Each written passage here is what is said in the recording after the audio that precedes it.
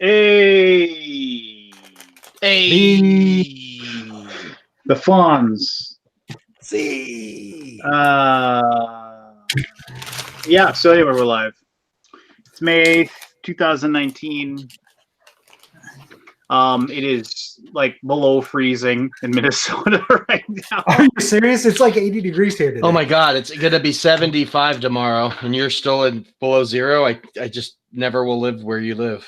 My son had a my 7-year my son, first grader, we entered him into like pre-track training. It's just like something, so they go out to it, they learn like basic running skills. It's like, okay, just like, like left foot, right foot, left foot, right foot. yeah, like little hurdles they have them run over. They do some standing long jump stuff.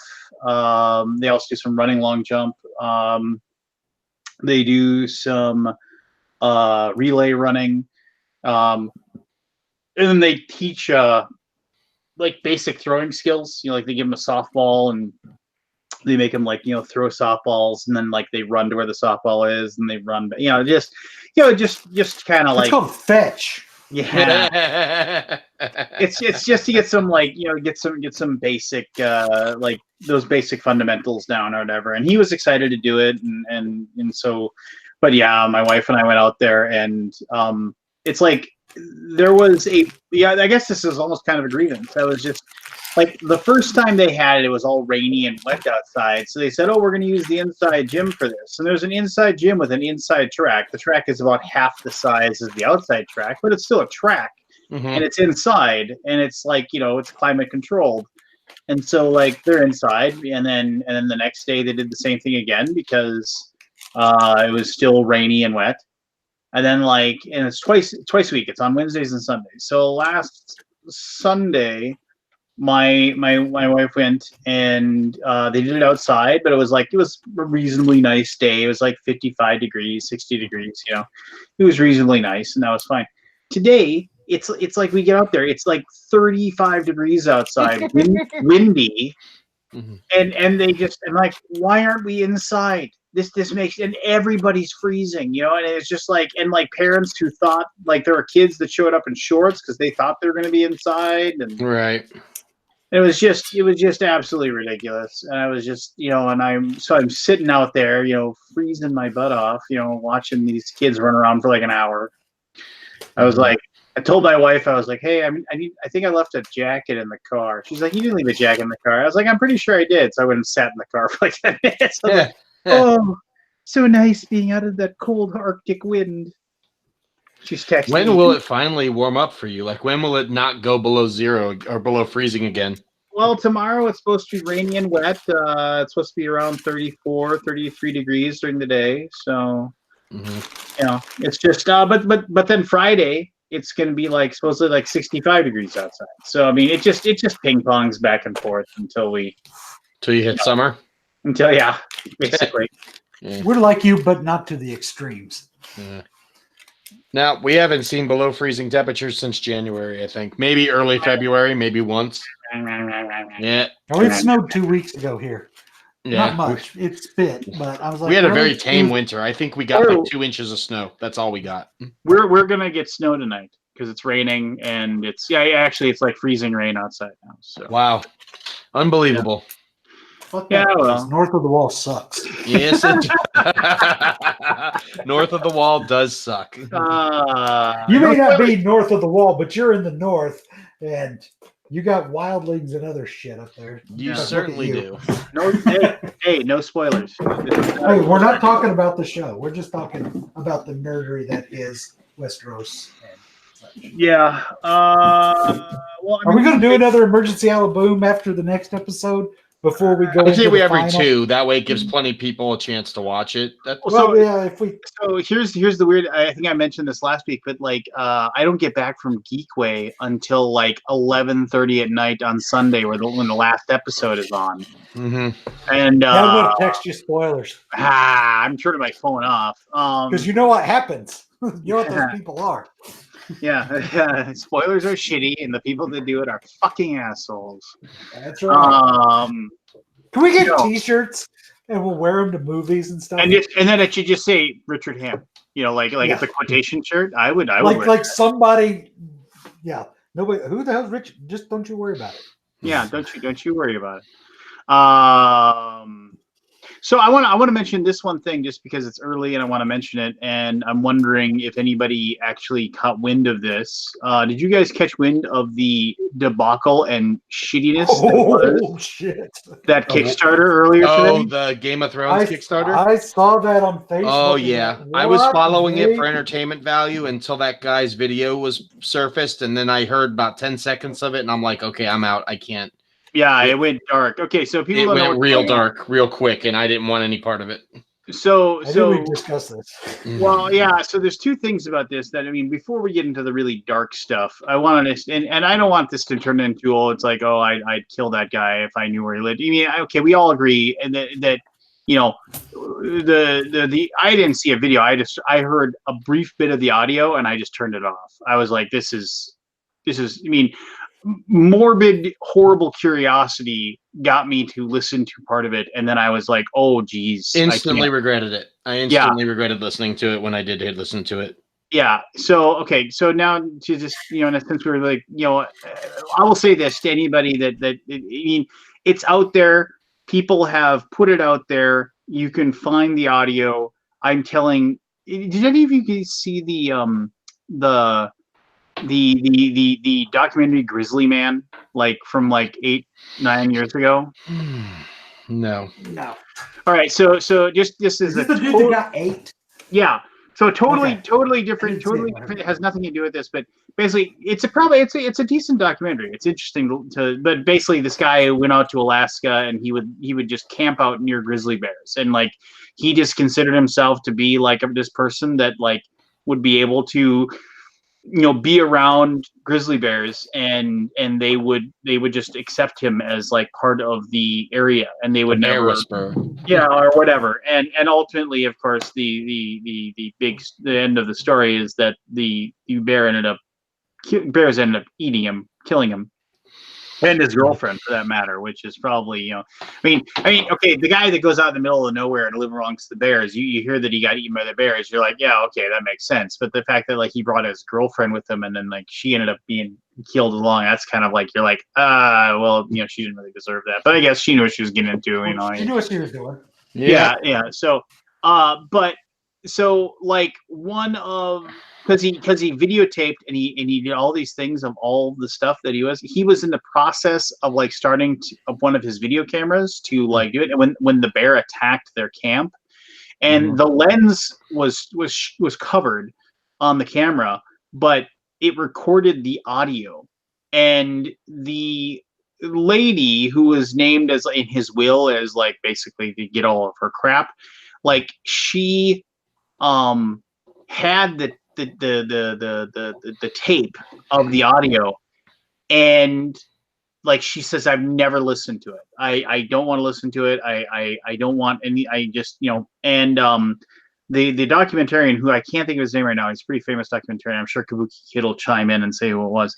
They show him, he's listening to it. He puts headphones on and he listens to it, and he gets this look on his face of just sickening horror on his face, and he gets done listening to it, and he just tells her to he's like, you need to just destroy this tape, and you just need to remove, he's like, there's nothing good will come from you listening to this. You need to destroy it, and so you never have the capability of deciding to listen to it sometime. So the reason I tell that story is because it's like this. So I'm gonna talk about this, and people, somebody listening to this is gonna say, "Huh, maybe I should go and listen to that." I'm telling you, don't. It's absolutely awful, and you'll want to find out where this person lives. You'll want to fly to their home, and you'll want to beat them with ball peen hammers, and so and then you'll be frustrated because you can't, right? Which is exactly how I felt. But anyway, so Game of Thrones, this is a big thing.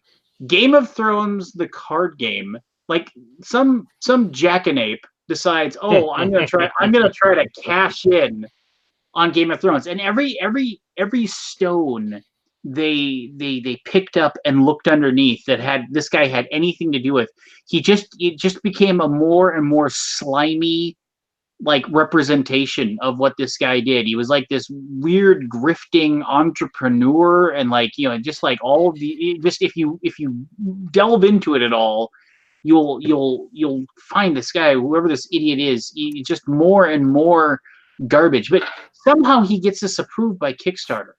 I mean, seriously, that surprised me the most. Is how in the heck did they approve this? They had to know when they looked at that page and previewed that page that this wasn't official. Yeah, I mean, it's like he's completely he was, even though he claims it is, right? No, he claimed it was, but anyone with common sense could have seen that. Has it been killed yet? Yes. Oh, yeah. Not only was it finally killed? Kickstarter killed it, and then he deleted it. So it was. So like, you can't even go look at the comments anymore. No, you can't even go look. Oh, because they were on him, man. It was nasty. Oh no, it was they probably well deserved if anything is true. Oh no. The guy was but it was everybody was like laughing about it, like how it's like this guy isn't, he's not Asmodee, he doesn't have the rights to anything Game of Thrones. People were laughing about it, like people were like giving him $1,000 pledges as a joke, like, oh yeah, here's $1,000. I really believe you're gonna come out with this game. I can't. He was offering like 300 copies of the game signed by the entire cast, like that was ever gonna really happen. Like, yeah, they have the time to sign 300 copies each of the game. Like, it's just so stupidly outlandish pledge goals that you just knew it wasn't real. Yeah, so it was just the guy was full of it. So because it's the internet, and because people want to delve into what kind of a weirdo this guy is, they start digging deeper and deeper into him, and they find out that he basically was running like live streams of him playing Apex Legends, and so they looked at one of them, and like most people stream and nobody ever looks at it, nobody ever watches it. Maybe their the guy only had like 8 subscribers on YouTube, which was probably family, which still makes me wonder why nobody saw this video. Yeah, so somebody found an old video that basically was Apex Legends login screen or disconnect screen, but the audio was still on because he was still, like, his microphone was still catching up. Him basically beating the living crap out of one of his children and screaming at him and saying that he was going to throw him out a window. And as he was beating him, asking him why he wouldn't stop crying. He's like I like to say, okay, it's like, I usually in situations like, well, there's two sides to every story. No, there isn't. Even if he wasn't beating the kid and verbally abusing, and the kid was in on it and it was a joke, you're still a jackass, right? Yeah, you don't joke about that stuff. Shit human being. Yeah, So he got reported to the police, from what I understand. Like, of course, like, the internet sleuths found out his address and where he lives and everything else, and he got reported to the police. And so we can just hope that somewhere, somehow, some sort of justice, or if the children are being looked after and being made sure that they are not suffering from any sort of like long-term abuse or anything like that. And I just, it's I mean, it was like, ha ha ha, this is funny. Oh my God, this is not funny anymore. This is horrible. Yeah, that it took a turn real quick. And there were some fairly famous people backing that thing, because I saw it a couple of days ago when I saw an individual back it. I'm like, surely this guy's smarter than to know that this is fake. A lot of bullshit. people were backing it just to go along with the comments and be able to post. You could see a lot of people. But on the initial launch 2 days ago? Yeah. There was a lot of people that said just backing for the train ride because they wanted to get updates and stuff.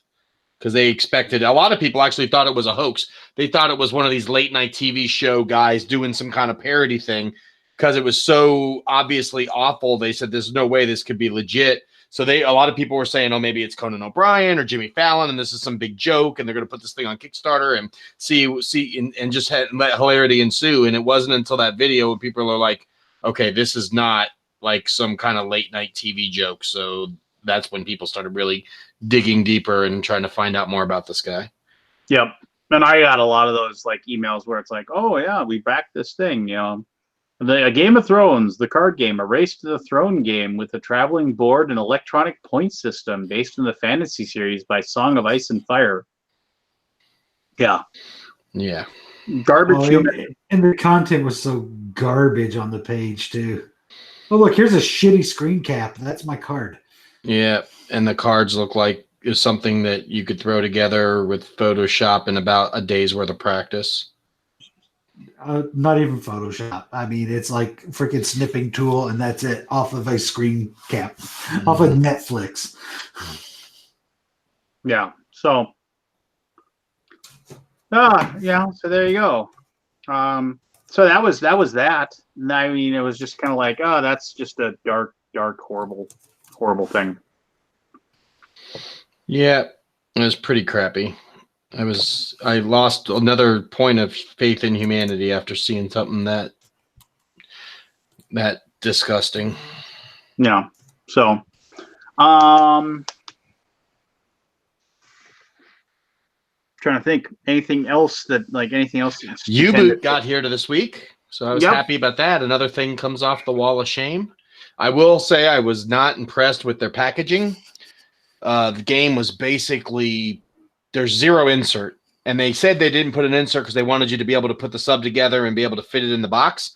But because of no insert, when I opened it up, it literally looked like somebody did a dump of everything in there. All the cards came out of their little plastic sleeve thing. They weren't completely wrapped. They just had one little plastic sleeve over the middle. So all the cards were dumped out and just all over the place. Half the punch board was pumped out because it was shook around. I'll say this, the packaging was fantastic. Like the box, it was inside of a box, inside of a styrofoam box. So, I mean, the box was in perfect shape, but just the shaking around of traveling, it looked like the parts were just vomited into the box. Nothing was damaged, a couple bent cards, but I sleeved everything because I got the sleeve upgrade, so you really can't see it. But I will say at a quality assurance standpoint, it was very underwhelming, and I had to glue the sub or else it wouldn't have stayed together. Sub is very was I correct in what was in the box then? Huh? Was my comment as to what was in the box that you posted correct? It was under I was not impressed of the packaging of the box, but I will say I'm very impressed with the contents of the box. But you haven't played the game yet. No, I have not played the game yet. But I see what the game is meant to do, and it looks awesome. I just wish they took a little more care for shipping the product. Even if it was a throwaway crap insert just to keep the stuff from shifting around in the contents in the box. But the game does look really good. I'm not disappointed with my purchase. I'm just disappointed that they cheaped out so much on the packaging. Well, I got a game from Amazon today, and the day a game arrives undamaged from Amazon will be a sign of the end times. Yeah. What'd you get? The Lord of the Rings. Oh, you bought that. What was damaged in yours? Was just a box dent? Just the corner of the box because, it's thrown in a box with not so much as an air pillow in it. Yeah. So, yeah, two corners are dinged because it's going to. Yeah. If they weren't dinged at Amazon before they even put it in a damn box. But I mean, I don't know. I've not bought many games from Amazon. The one I did was a smaller game, so it managed to survive, but hey, they had the game in stock for $85, and I had a pile of Amazon points. So, well, there you go. You get what you pay for, man. When you get stuff at a discount, you can always, you don't always get the quality to go with it, and that's just, I guess, just the way it is. $15 isn't much of a discount. That's what I would have paid on Cool Stuff or any place else. Yep, probably. I remember I have no damn game store, or I would have walked in and bought it from them. How far are you from downtown Indy? I am not downtown Indy at an hour and a half or hour and 15. Okay. But there's some good game stores. No, I know there's good game stores downtown. in Indy, but not where you are. There's acceptable game stores in Indy. There's one on the south side, which takes me an Family hour to Time. get to. I know Family Time is in that area. That's the north. I think that's the one on the northeast side. So that's on the. That's a good hour 45 to get to. But that was nice. I liked it. I went to it last year before Gen Con to check it out. I can go south to get to game stores too, but I mean, I've got to go drive an hour in the middle of the week. Screw that. Yeah, no, I hear you. The shipping is cheaper than gas. I'm betting so in your situation. That's and I can even order from Card House because their physical location is an hour away and go pick it up there for their online price. And their store, they sell it at their store for 20% off at MSRP in the actual shop if you don't order it from Card House.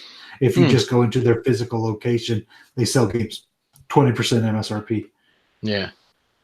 But I never get down that way. But that's a good place to go buy stuff. Sounds like you need to retire somewhere. You need to retire somewhere with a good game store. I don't know. So what else is new? Well, I got U-Boot.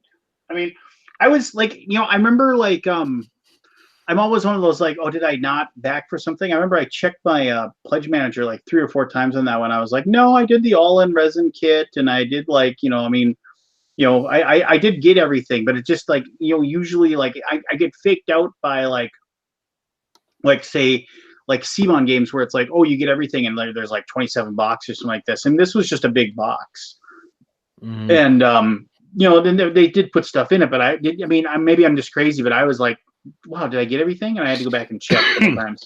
Yeah.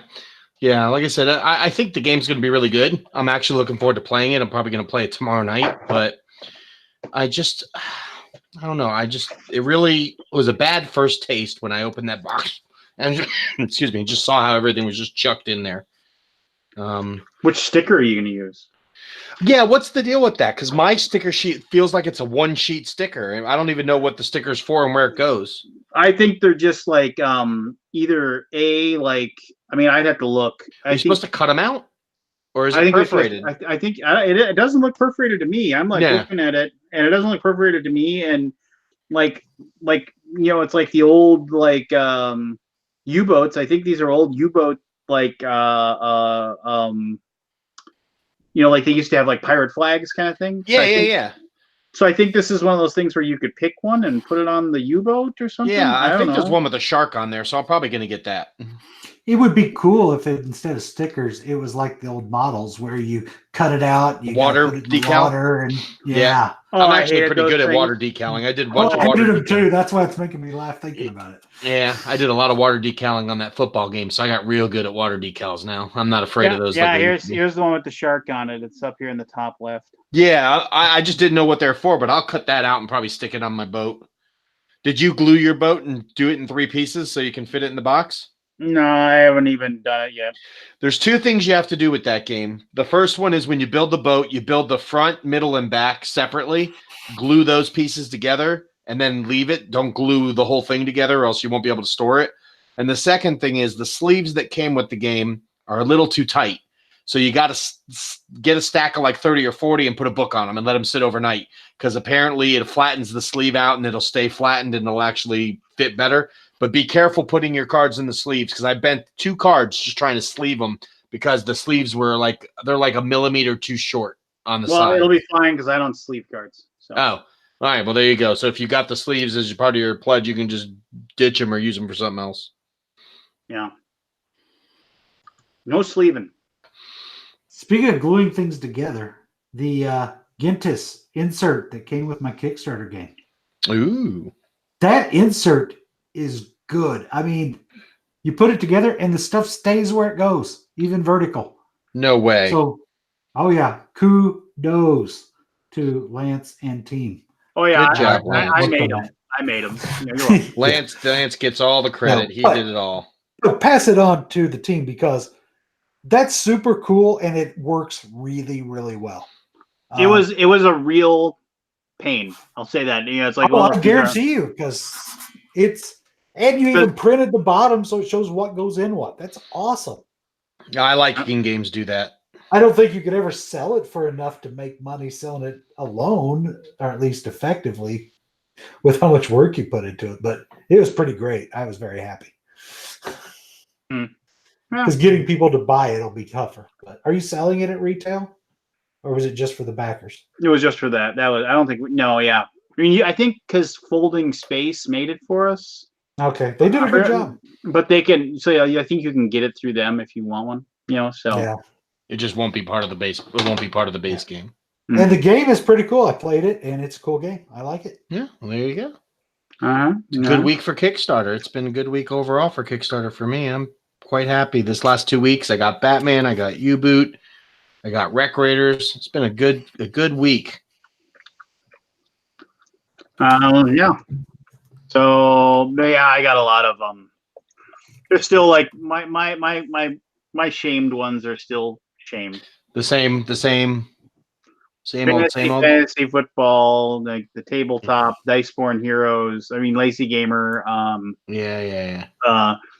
Myth Journeyman. But at least Myth Journeyman, like they have a plan in place for everybody to get their stuff. So, any ETA or still nothing? No, I mean they're like, oh, we need to eventually, because like most people backed all these little modules that had like. Each module had like 25, 30 different figures in them, and they need to make the miniatures. Miniatures haven't even been made, and it's just like, and that's a chunk of cash. So, I'm sure they're just like, well, eventually they'll get around to it. I mean, they've sworn they'll get it all to everybody. So, well, better than some. I have 2 past due. That's it. Villagers and Tricarion expansion. Yeah. So and I think Villagers is getting ready to ship-ish soonish. Yeah, soonish. I mean, they were asking for reviewers on like the Facebook groups like today or yesterday. So it makes it sound like they have some, and they want to send it out to people. So is it bad that I go back and look at this game and now I can't remember what made me want to back it? I backed it because I thought it looked like it was like a card drafting game. It looks a little Glory to Rome-ish for the art style. Same with me. So I have to watch a video to see if I remember why I liked it. And it comes with a big cock, apparently. So there's a wooden first-player token of a rooster. So whatever. Well, there you go. Now I know why Keith backed it. That's right, because I can get a big cock. That's right. That the backers picked. Well, that's the best kind, right? I'll say this. Today on the interwebs, while I still maintained that Last Jedi is a horrible movie, I actually did defend said movie in some way. What? Yeah, I read that. I felt like saying something, but I just decided, you know what? This is a growing moment for Lance. I'm just going to leave it alone. No, I just I'll never know for sure what people's feelings are, or the reason why they feel a certain way or another. But I have, oh gosh, I can't say anything of Game of Thrones-esque, but I just, like when people say I don't really appreciate the way a story goes, and then they decide that it's bad storytelling. It's like that's not the same thing. It's like if you were watching just a bad movie, like Plan 9 from Outer Space, bad, you would be like, okay, this is a movie. But like if you're like, oh, I don't really like how they handled that character's story arc. Well, that's not a bad movie. That's just you don't like the way they handled that. I can see why people. I mean, well, I guess I can't, but I mean, I guess I can understand people out there for some ridiculous reason enjoy The Last Jedi. I don't appreciate the way they went with the story. It doesn't work for me. And that's exactly what I say about Game of Thrones. I'm not happy with the way it's going this season, but I can understand if people like it. I mean, everyone likes what they like, and whether you hate or love it, or whether you hate or love Last Jedi, doesn't matter. That's everyone's personal opinion. I mean, I'm not going to talk about it. We'll save that for our actual booms that specifically talk about Game of Thrones, because I don't want to accidentally spoil anything. But for me, this season has been very subpar. but for you, it's not, and that's perfectly fine. And we're both allowed to have those opinions, regardless. No, you're not. I am. I don't care. No, you're not. Yeah. I get the beef with the current season, but That I'm also not surprised. Careful. And that's all I'm going to say. I'm not talking about any specifics. No spoilers. spoilers. Trying to think also. So I may be going to Origins. What? Maybe going to Origins after all. Yay! Not 100% sure yet, but I may have to be there for the retailer day at the beginning of Origins, so I may end up being there for a couple days. Won't be the whole show. It'll be like maybe Tuesday through Friday or Wednesday through Friday. But it's been floated around, and it's possible I may end up being at Origins for a partial visit. Oh, there you go. Yeah, which is actually perfect. Go hang out for a couple days, do a couple hours worth of presentations at the retailer thing on Wednesday, and then enjoy the show for a couple days and come home. It's like the perfect thing. I'll still be home in time for the weekend to be home for the family and get to say hey to everybody, go to Melts. So it's a win-win in my book. So Somebody go eat at the Melt for me. Hmm. Go eat at the Melt for me and tell me it's good. It is good. I've eaten there. I used to eat there every year when I went. I have missed it, but I will definitely make a trip and get my mac and cheese, grilled cheese sandwich that I love so much. Mac and cheese. Mac and cheese. It's so good. But anyway, yes. Well, I guess, has anybody played anything? You might as well just. Play Teotihuacan tonight. It's a good game. That is a good game. I kind of got an advantage to everyone else with my drafting tiles or my starting tiles. I had enough resources to go get a jump on that pyramid in the first round, which got me up to a big lead quickly, and nobody could catch up after that. I just ended up going crazy on the stupid pyramid. And then the temple where you drop the houses, I got a crap load of points on that because I had all my workers jammed up to just gather wood, gather stone, and abuse the hell out of it and just plow through. Felt a little unbalanced for people, but it may have just been I found the way to play the game before they did, about an Eclipse era too early before they did. And I think they were a little disappointed in that, but I enjoyed it because I kicked crap out of everybody. Yeah. I have not played that one. I played Root this past weekend. And is it your first time, or have you played it before? First time. I played the Vagabond. It was fun. I can see why everyone likes it. It's not a game I'd probably buy, but I would certainly not say no to playing it again, especially trying out one of the other classes or one of the other races or whatever. But so I enjoyed it last game night. So yeah, I still don't know if I don't like agree. war games. Yeah, I don't mind war games, but I don't know if I agree that it's like for all the awards it won. I mean, it was good. I definitely could see why. I could see why people would vote for it, but I don't know. It was good, but I didn't think it was as great as everyone else maybe thinks. But for an asymmetric war game where everybody's playing the game differently, I think it really does its job really well. Because yeah, I agree with that. We were at a point where 3 of the 4 players could have won at any given time, and my little rebels pulled out the win literally a turn before the Vagabond would have won, and we had to all gang up on the cats to keep them from winning 2 turns before that, from them controlling a certain number of clearings. And I don't know, it just worked really well. And while we were just learning to play, it's something that I wasn't sure anybody in the group would like, and I think we all enjoyed it.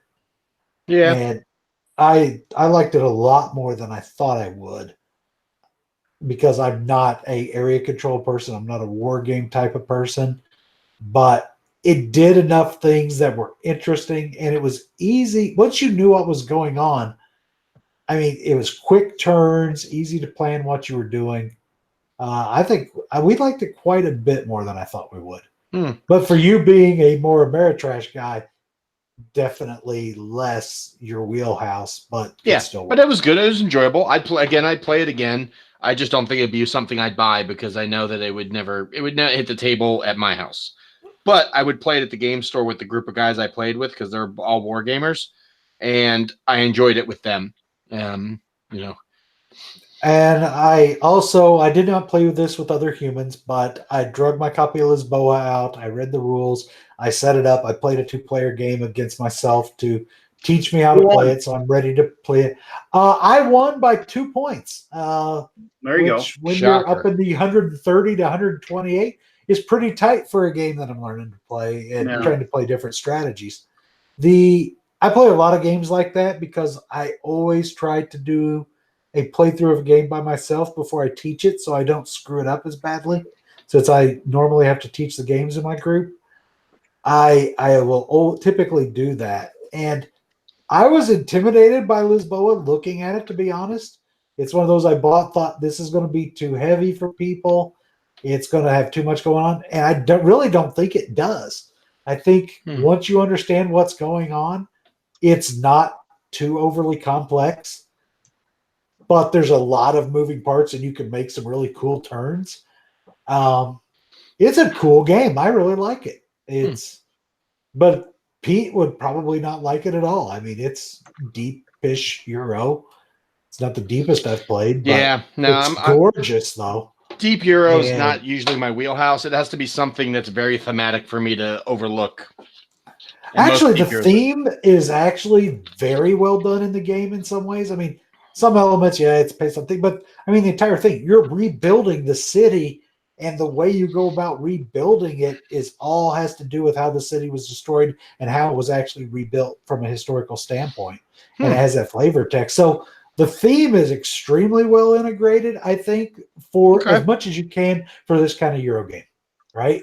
So, I mean, you're shipping goods, you're bribing officials with goods, you're using influence to get in to see guys to basically work favors to grease the palms to go do other things.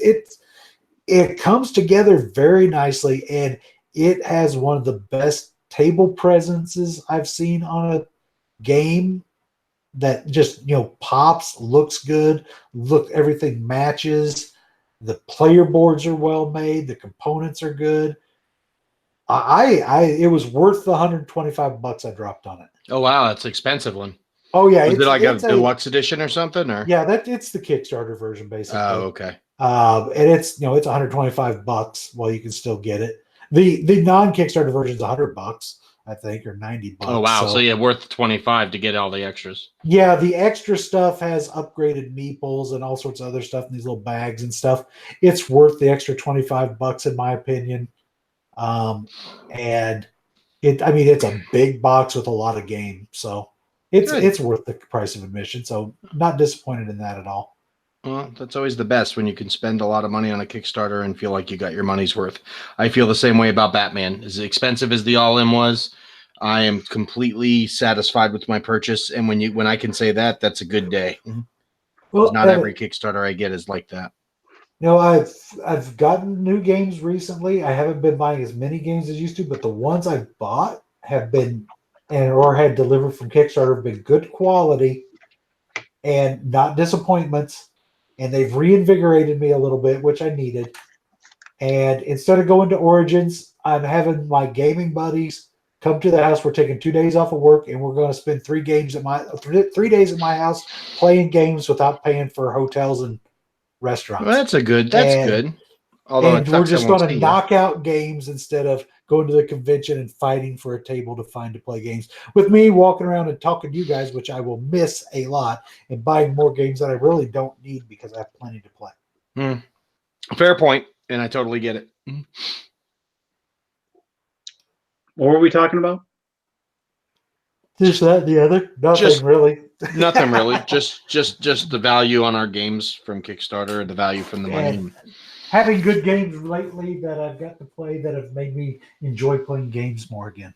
Yeah, I'd have to say the same too. Between Lord of the Rings and Batman, and I played Root and Wingspan. I mean, while I won't say I loved all of them were really solid games, and all of them kind of got me going as far as like, hey, I'm out of that rut of just, playing a few games and not enjoying myself. Now I'm actually looking forward to playing more games.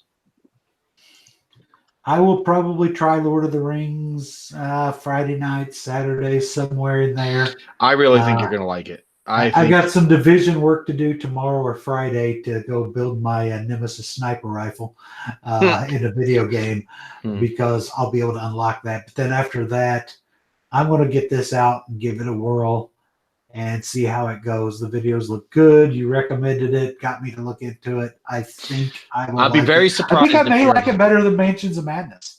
I replaced it for me. Leveling up my characters is a thing I like. So knowing I get to do that could potentially replace that. Honestly, I think this is a game you could play with friends online too, because one person can track all the game stuff and all you have to really do is track your own character. You could probably Google Hangout this and play with friends.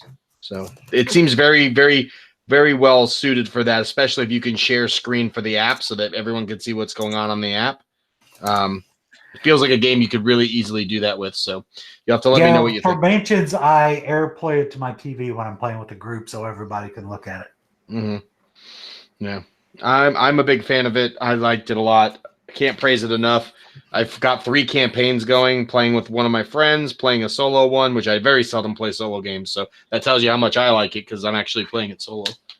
So you said that even replaying the same mission, it's replayable enough that you don't feel like it's ruined by doing something. I've played the first mission 3 times now, and while the end result is the same, I've gotten there 2 different ways, and all 3 ways all 3 plays had so many different quests in it that I felt unique.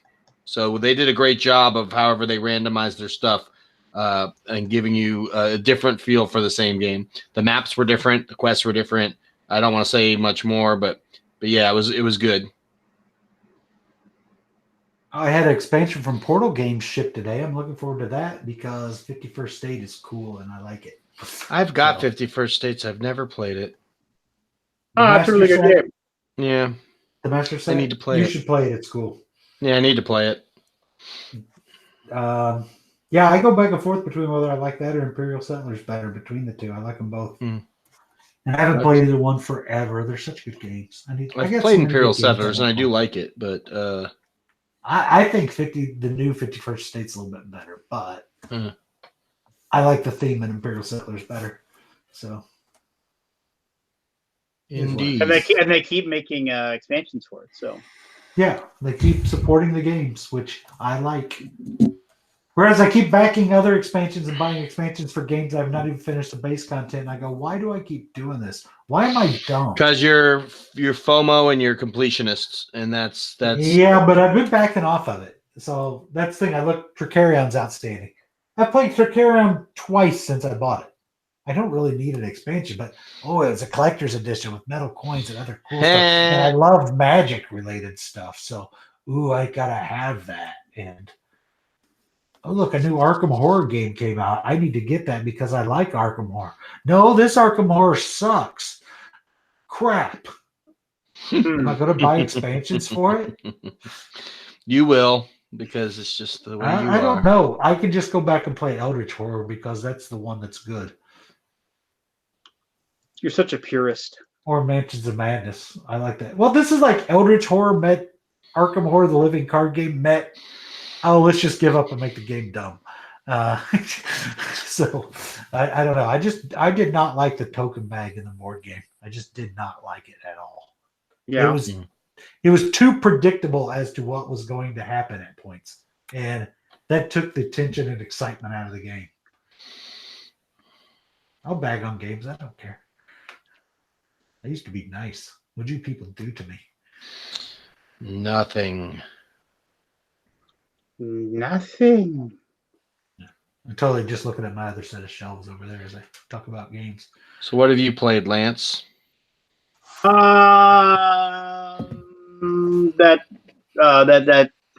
trick shot. What's your dig?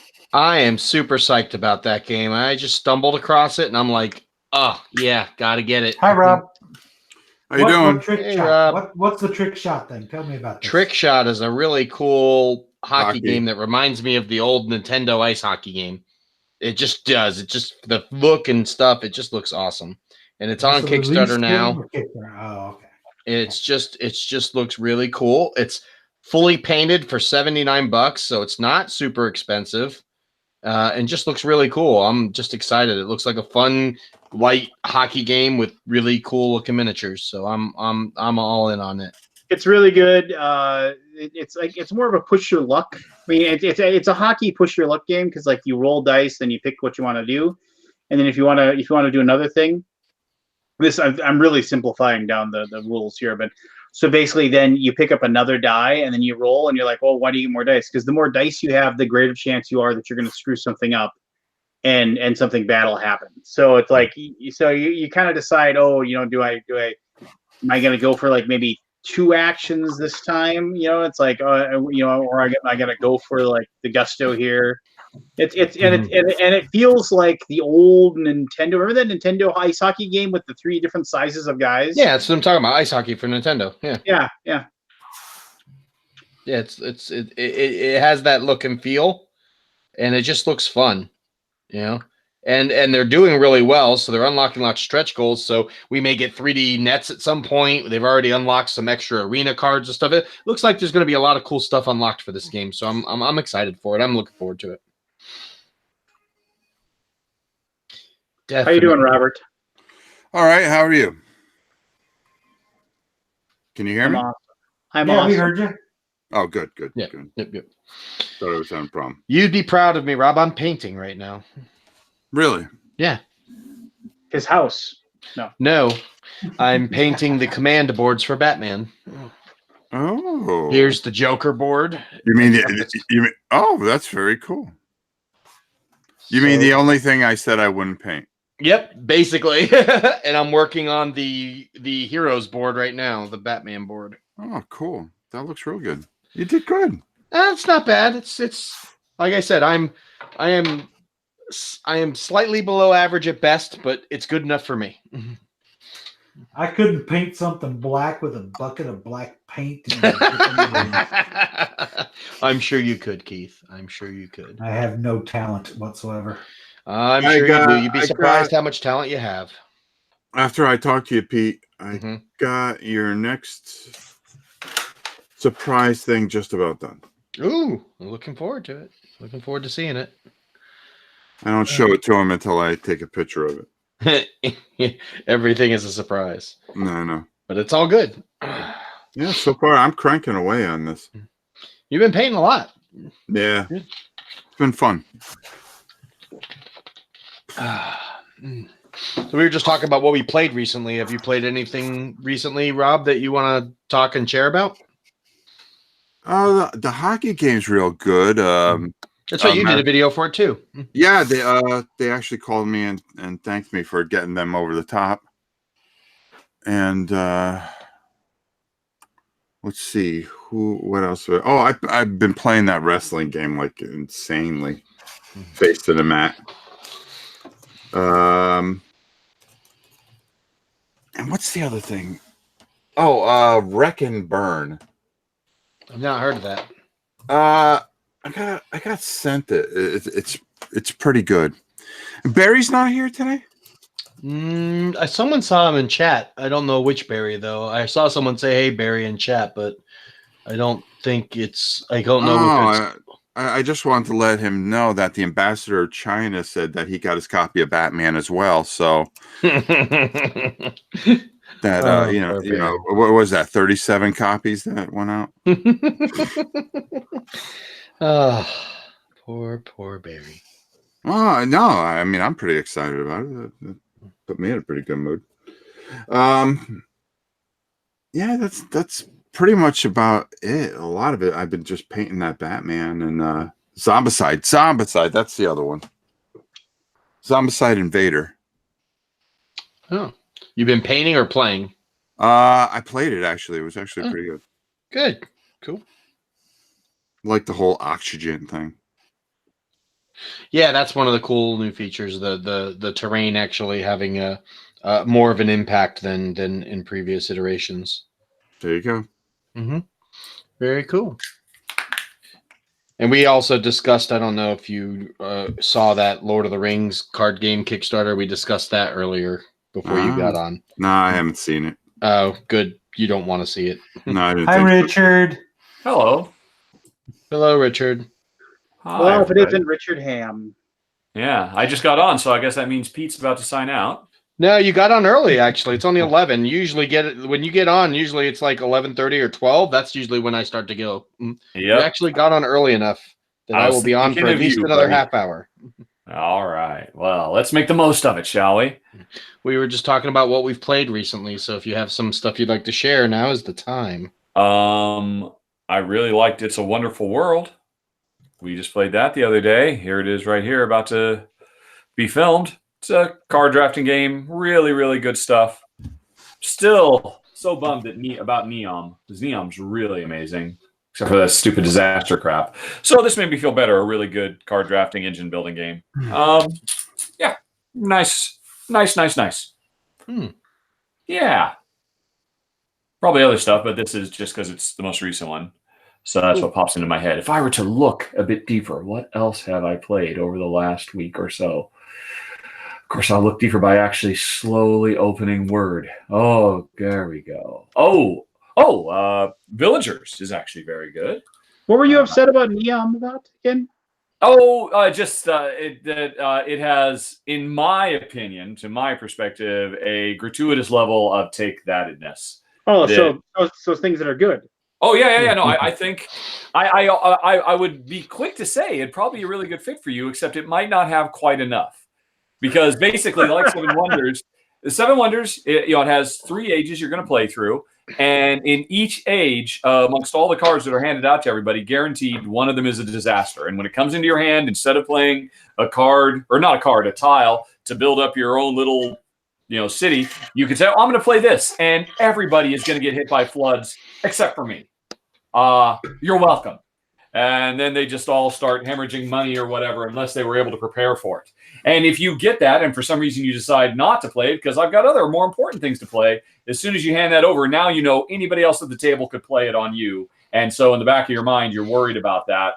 And will they punish you when, in fact, you gave them a pass by not throwing it at them? So it's this very interesting hot potato thing that I no doubt adds an interesting level of tension. But seeing as how if like me and Jen, you decide, no one will just ever play the thing, and it'll eventually just keep going around in circles until it's the one card of the age that gets cycled out, because the last one doesn't get played, then the whole game, it's the balance gets thrown off, because if you never have to worry about a flood or riots, or I forget what the third one is, all very SimCity inspired, then you can kind of build in optimal ways that make certain strategies stronger than others, because I never have to worry, because no human player will ever bring about the apocalypse.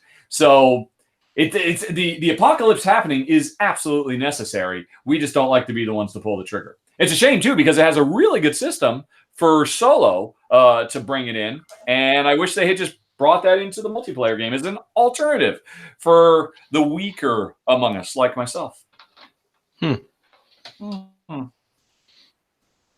Yeah.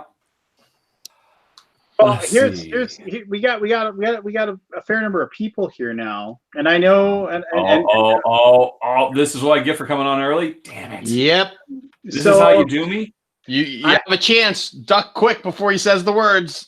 I've been sitting on initials for so long. I've had a list and it's been ready to go. And this is and actually, I think. And this is a wide variety of items. It's actually 20 things, because I've been sitting on it for a while, and I keep thinking of a new one. We haven't done initials in forever. And we can, and I'm gonna impose the Anthony hold on Keith, because Keith has become the new Anthony. So so he can't. That's not true. He can't answer until the second clue is done. I don't usually answer until the second clue. Anyway. Yeah, I was just saying he's not a first answer jumper. He just gets it right on the second a lot.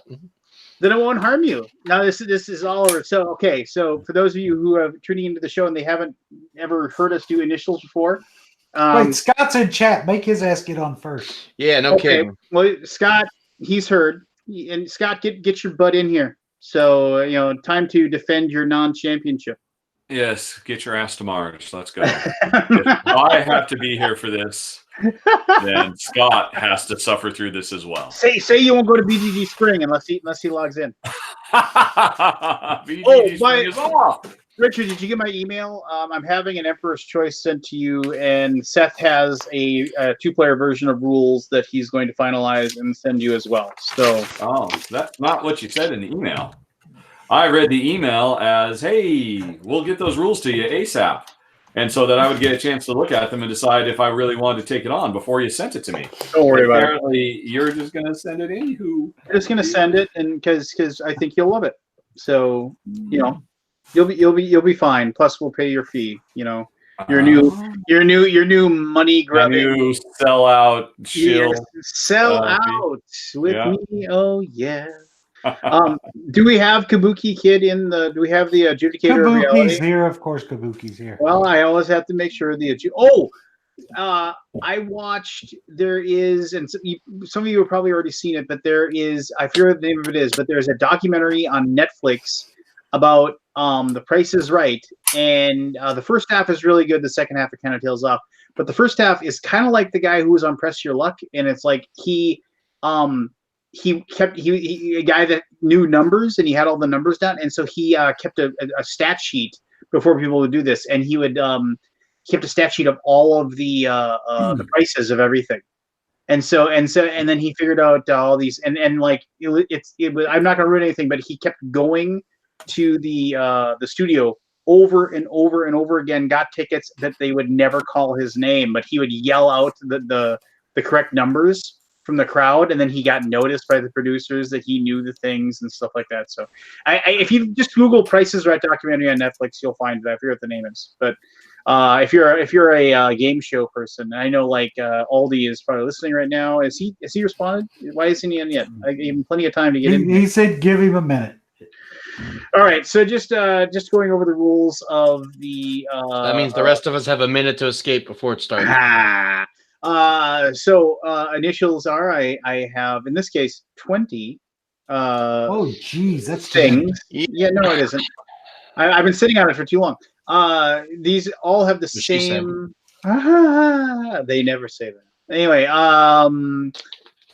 all the same initials. I give 5 clues that will eventually hopefully lead people to realize what they are.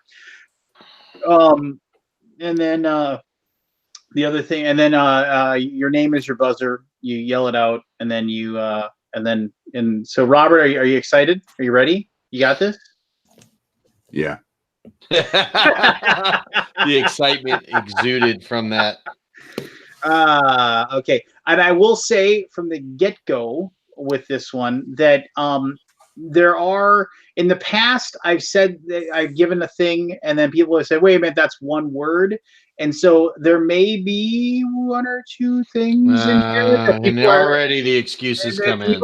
Some because like I saw usage of a thing or whatever being 1 word and 2 words as well. So just keep that in the back of your head that there might be a thing. I can't believe Aldi's not in yet. He's Mr. Word Game.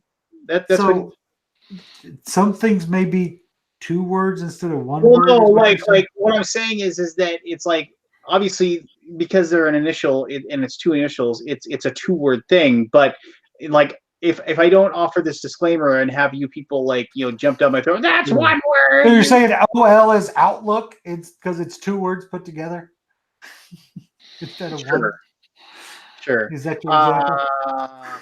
And another weird thing, like I had been like, so I don't know how many like I buy like like random stuff like when it's on sale or when like I find it on Miniature Market. Like if I want like a paint or something like that or whatever, I'll buy it through Miniature Market. That's just my jam.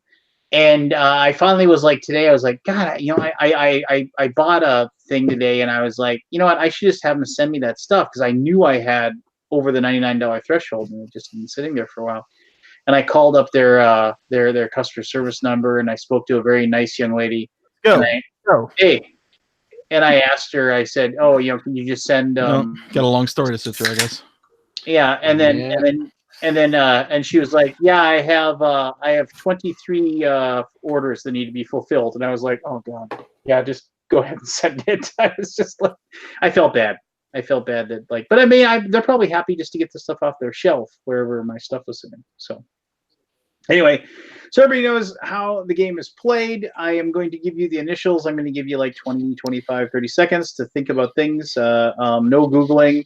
No outside interference, and no watching the chat either. To see people, because they like to play along.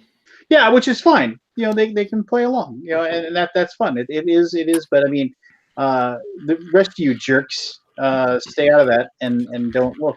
So there you go. All right. So as long as we're ready, today's initials are going to be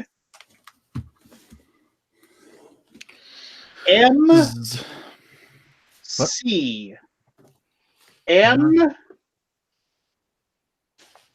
Hey, that's my initials. Is that I'm sorry, was that Mike Charlie? Correct. All right. M C. Use my initials. The reason why it is below freezing right now in Minnesota. That's why I'm just I have these gloves. That's amazing. Because it's it is like 90 here today. It's like 50 degrees in my basement right now. So anyway, all right. So here we go. With the first one. Here we go. Clue. And all the, I don't know if you heard, but there may be a discrepancy or two where a thing might be seen as a two-word thing. Okay, sure. I don't want to hear. It's really one word. We're used to it with you, Lance. No worries. Yeah, that's fine. I always take these with a whatever. Here we go. Go. Item number one. Clue number one. Flash. Clue number two. Megs. Aldi. Memory cards. Memory cards is correct. Well done. I was thinking Oh, sharks there for a minute. I was I was in Wrong Pizza. Meg. I thought that too. I thought that too. It almost threw me off. It actually did throw me off because I didn't have it. So Aldi on the board. Aldi on the board. It's Aldi on one. It's my And one. the other clues are all like gigs, SD, and then used in phones and computers worldwide. All right, so here we go. Item number two. Clue number one. Inspired by Clint Eastwood. Clue number two. In Another World is a DJ. Clue number three. Has a connection to the Navy. Pete. Master of Command. Yeah, whatever. Yeah. Keith. What was the second one? Keith. Master Chief. Master Chief is correct. Has a connection to the Navy. Master Chief is a rank.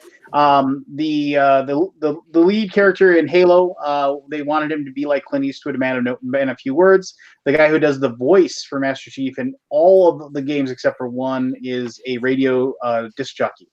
That's why as well as a DJ. And then has been compared to a crowbar carrying peer, which of course we all know who that is. And we're still waiting for number 3. Where is Half-Life 3?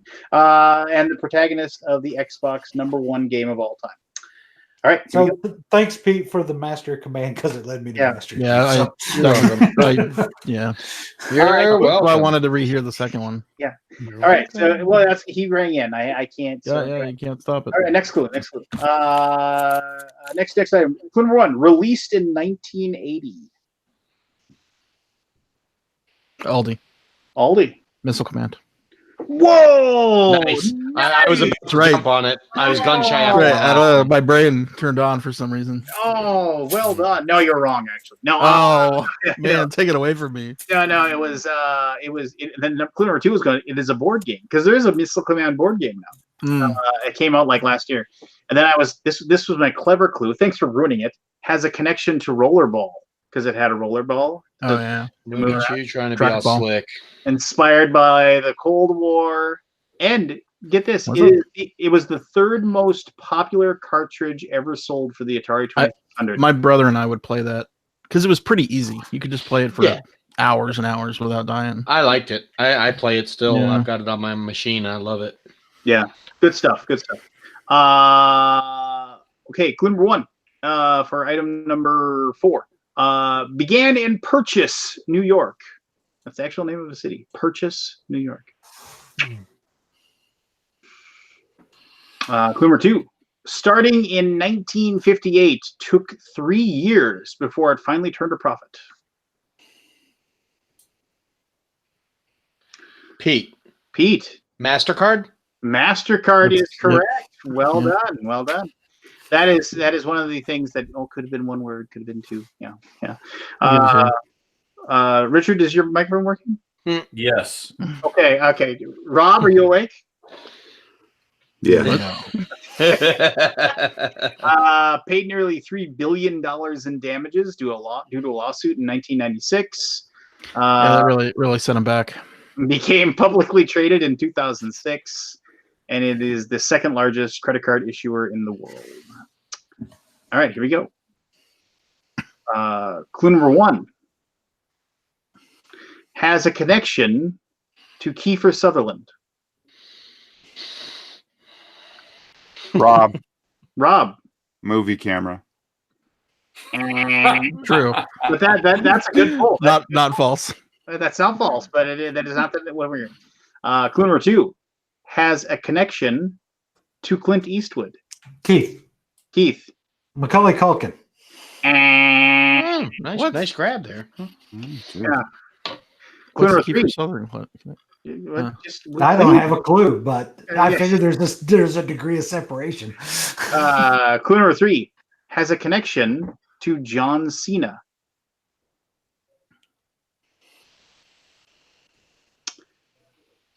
Clue number 4 has a connection to R. Lee Ermey. Who's that? No clue who that is. It's the Gunny. drill instructor from Gunny. Oh yeah. from Full Metal Jacket. Right. Final clue is 243 years old. Marine Corps. Oh, Rado, Marine Yeah, Corps. Rado. Marine Corps. Yes, Rado. Just whatever. Yeah, Marine whatever. Corps. Rado. I This is come back right now. He's gonna run the board. Richard, No, at least you got on the board. Not yeah. Yep, you are not stymied. I should say, by the way, I am trying some non-directed thinking by watching Netflix while this is happening. Yeah, I got the NBA finals on the back. Nice. So I'm painting while this is happening, so I'm not far off from that. I appreciate Pete, you guys going what all inspired you to do that Batman like you did? Well, Go. we'll talk Never about mind, that go, after, go, go, or go, this go, is going go. to take an Yeah, hour yeah, anyways. yeah. Go. No, so Kiefer Sutherland played a Marine in A Few Good Men. That's where I was going with that. And then Clint Eastwood played a Marine in I forget the name of the movie now. I'd have to go find it, but he plays the drill instructor. And then of course John Cena was the Marine in The Marine. And then R. Lee Ermey played the famous drill instructor, and so on and so forth. All right. And was a Marine. Yeah, and was a Marine for that matter. All right, so here we go. Next item up for bid here. Clue number 1 has a connection to Ramsay Bolton. Clue number 2 has a connection to Lee Harvey Oswald. Keith. Mark Chapman. Hey, I have a reason for that. I believe you. Clue number 3 has been described as too fast for love. Oh, Pete. Motley Crue. Motley Crue is correct. Yes. In the Netflix Motley Crue movie. Oh, that was so good. The Dirt. The actor that played Ramsay Bolton played one member of the band, and the actor that played Lee Harvey Oswald in the Stephen King movie or whatever. Lee Harvey Oswald and Ramsay Bolton were both killers. Richard, what are you watching on Netflix? See, I feel kind of bad because No, don't. I'm not the biggest Just tell fan me. of it, but Lucifer started its 3rd season today, and both my mom and my wife love it to pieces. And I'm like, okay, I know, you guys know I'm only so-so, so I guess I'll go and get on the Alaboom early tonight, and you guys can watch without me, and I'll catch up on it later. So I'm probably 15 minutes behind them watching it now at double speed with the subtitles turned on and, kind of half paying attention so I'll know what the meta story stuff is. Fill me in. Lucifer is a fallen angel. He lives in Los Angeles. He solves crimes and helps people. Nice. Is he good? He's wicked. Okay, wicked. Got it. All right, let's go. Let's go. 20 more to go. Yeah. I thought we were 16. 16 more to go. 17. Yeah, I'm totally in it. I'm totally paying attention. But Oh, I'm with you. Board Game Geek uses this every week. Wait, what? What? Clue number 1, Board Game Geek uses this every week. Rob, What's up, Rob?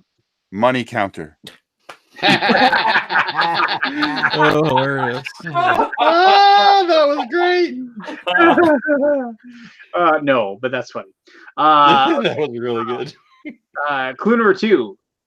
It is considered to be objective. God damn it. I know what it is, but I don't know the term for it. Clue number 3 is used for market research.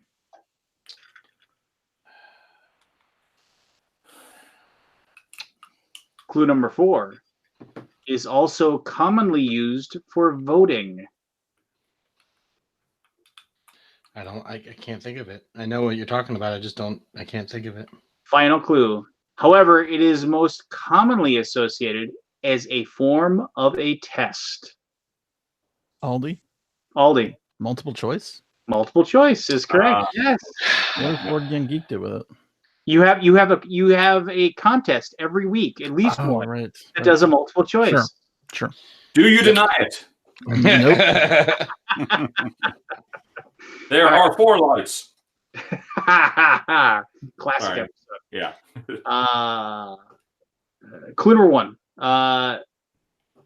Discovered by Spanish explorers in 1542. Pete. Monte Cristo. I like It's a how great you're- sandwich. Those sandwiches are Yeah, I so was good. gonna say it's a good meal. Right? I was totally gonna buzz in on that. Yeah. No, Yeah, so that one. here you go. Clue number 2. Beset by storms, mudslides, wildfires, and earthquakes.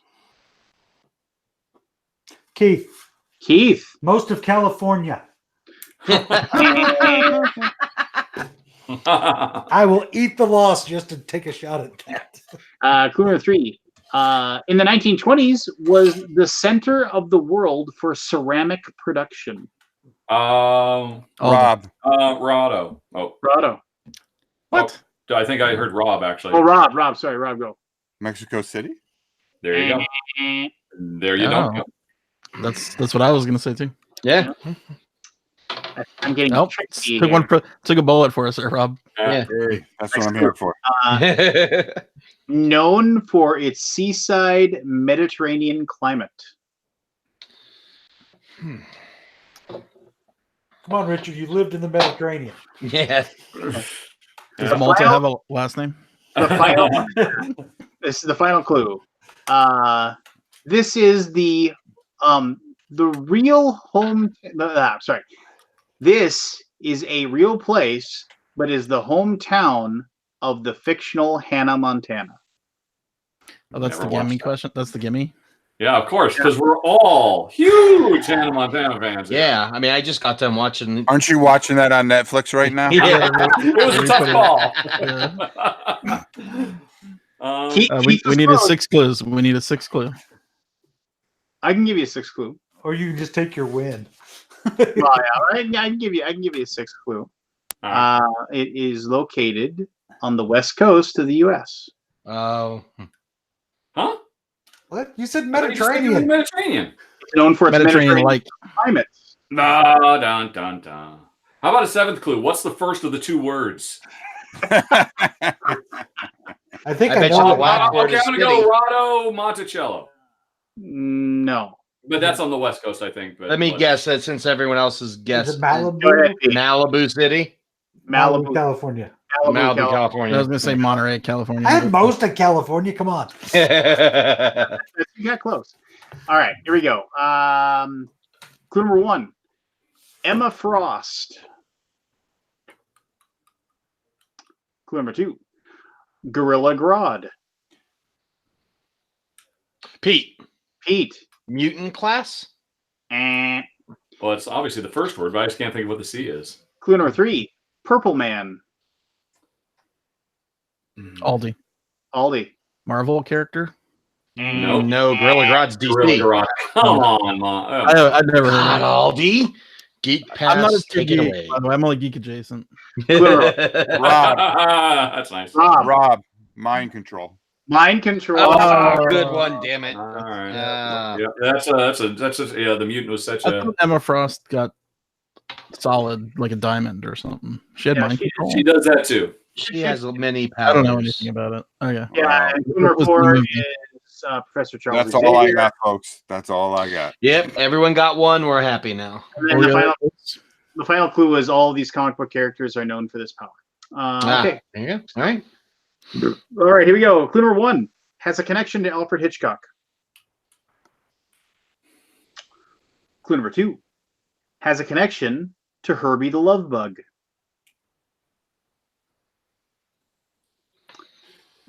Clue number 3 has a connection to Iron Man.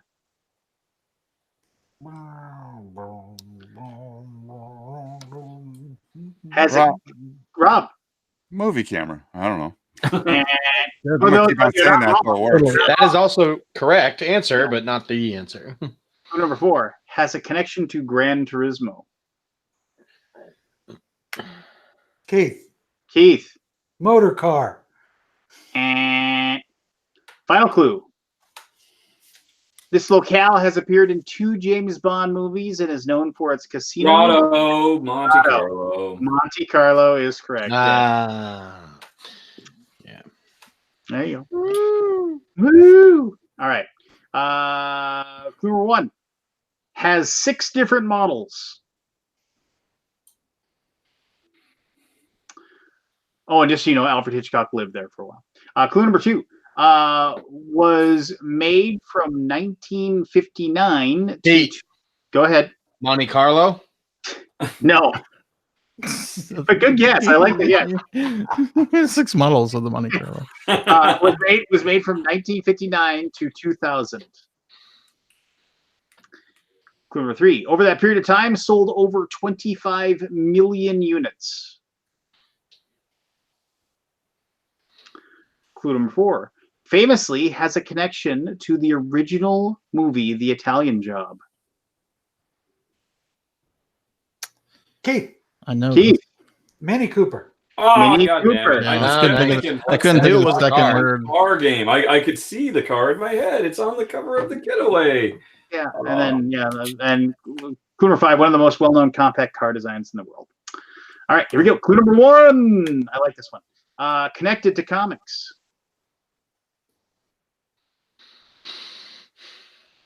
Clue number 2. Connected to Magic the Gathering. Clue number 3. Connected to coins. What was the Pete. first one? Pete. Comics. Mint condition. Mint condition is correct. Yes, well done. And then connected to stamps. Then it can also sometimes be called never removed from packaging. New inbox. New inbox. Yep, there you go. Clue number 1 is 80 years old. Keith. Clue number. Oh, I'm Keith. not allowed. Never mind. I have to wait. Oh, sorry. Yeah, Clue, you do. clue number 2. I'll say it nice Keith. and slow. No, I have to finish clue number 2. Born in Hell's Kitchen. Keith. Keith. Michael Caine. And Damn it. It's British. clue number Well, 3. I was guessing before the Hell's Kitchen part. So Clue number 3. has a connection to famous guitarist Joe Satriani?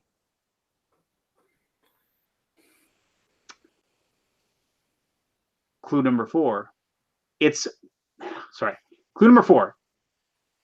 Its modern history involves a journey into mystery.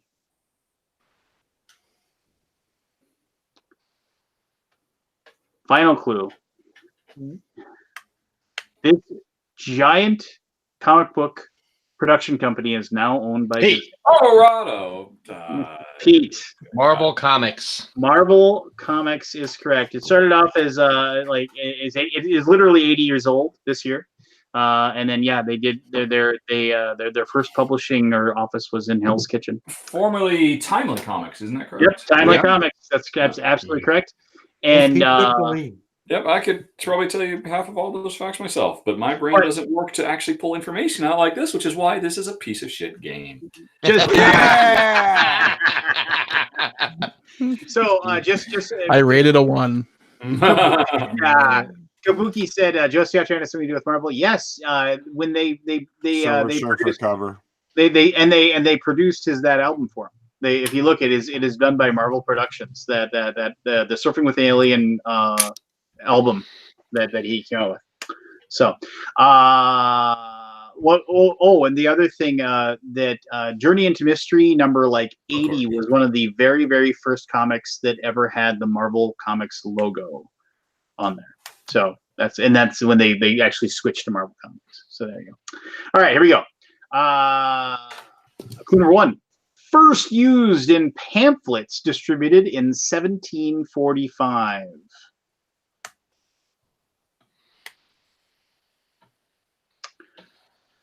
Aldi. Mailing card? Mailing card? No. Yep. Clue number 2. Was once the most populous in the United States. Clue number 3. It is not the bottom 20%. Keith. Middle class? Middle class. That's it. Correct. Mm-hmm. I got it right after you said Keith. I'm like, damn it. What's the pamphlets thing? The first time they ever saw anything actually referenced, it was pamphlets distributed in Luxembourg in 1745 that said the rights of the middle class. It was the first time the term was known to have been coined, and they actually trace it back. Gotcha. So also known as connected to. Pamphlets. Yeah. There you go. All right, so here we go. Okay, here we go. Clue number 1 is 12 years old. Rado. Macaulay Culkin. He's a little older than that, I think. He's in his 20s, I think, maybe. Course, 30s. Right, yeah. 30s. Good guess, in though. my mind, he will always. He's perpetually that 12. little scamp. Yes. Scamp. Clue number 2, multiple award winner. Rob. My censored area. Correct. No. Clue number 3. My wife always gives me an award. No, yeah. Oh, okay. Clue number 3. The last production for Sidney Pollack.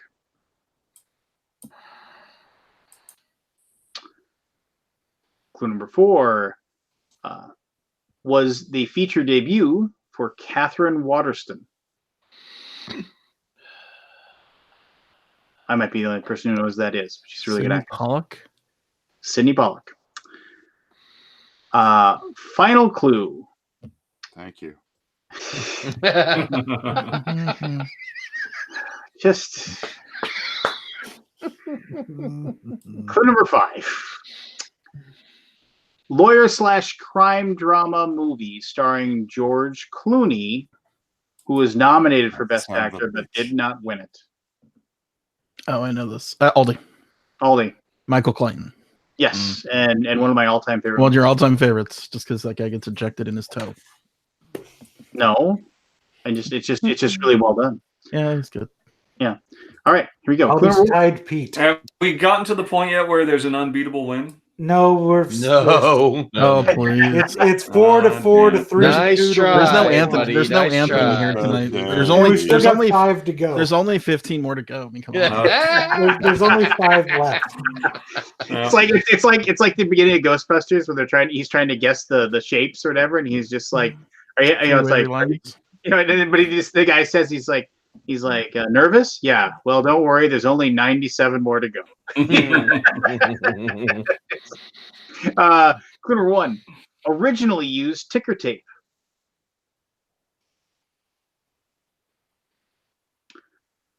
Clue number 2: involves clicks.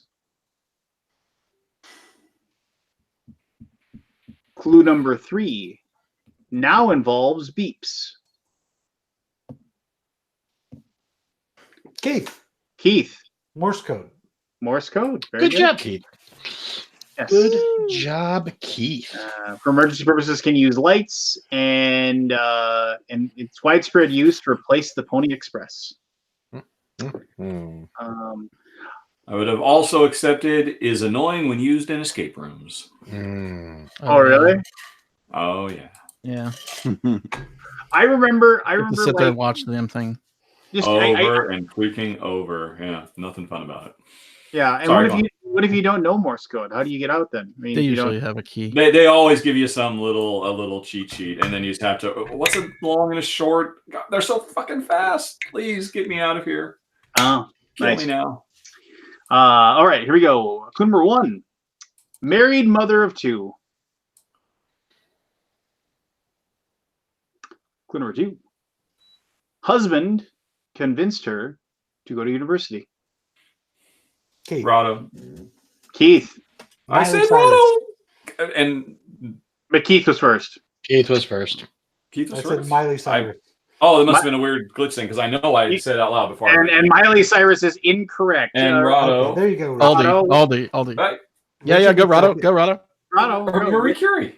Marie Curie is correct. Yeah, Yes. Marie Curie. Jesus. Good job, Richard.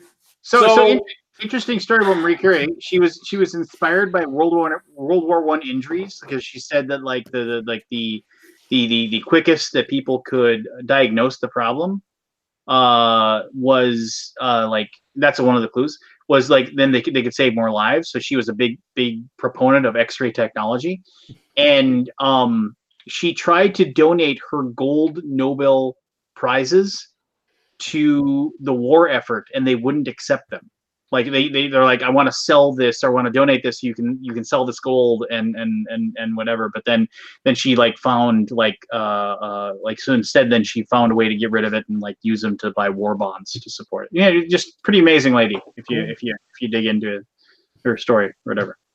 All right, here we go. We're in the home stretch, Richard. Just hang tough. 7 more.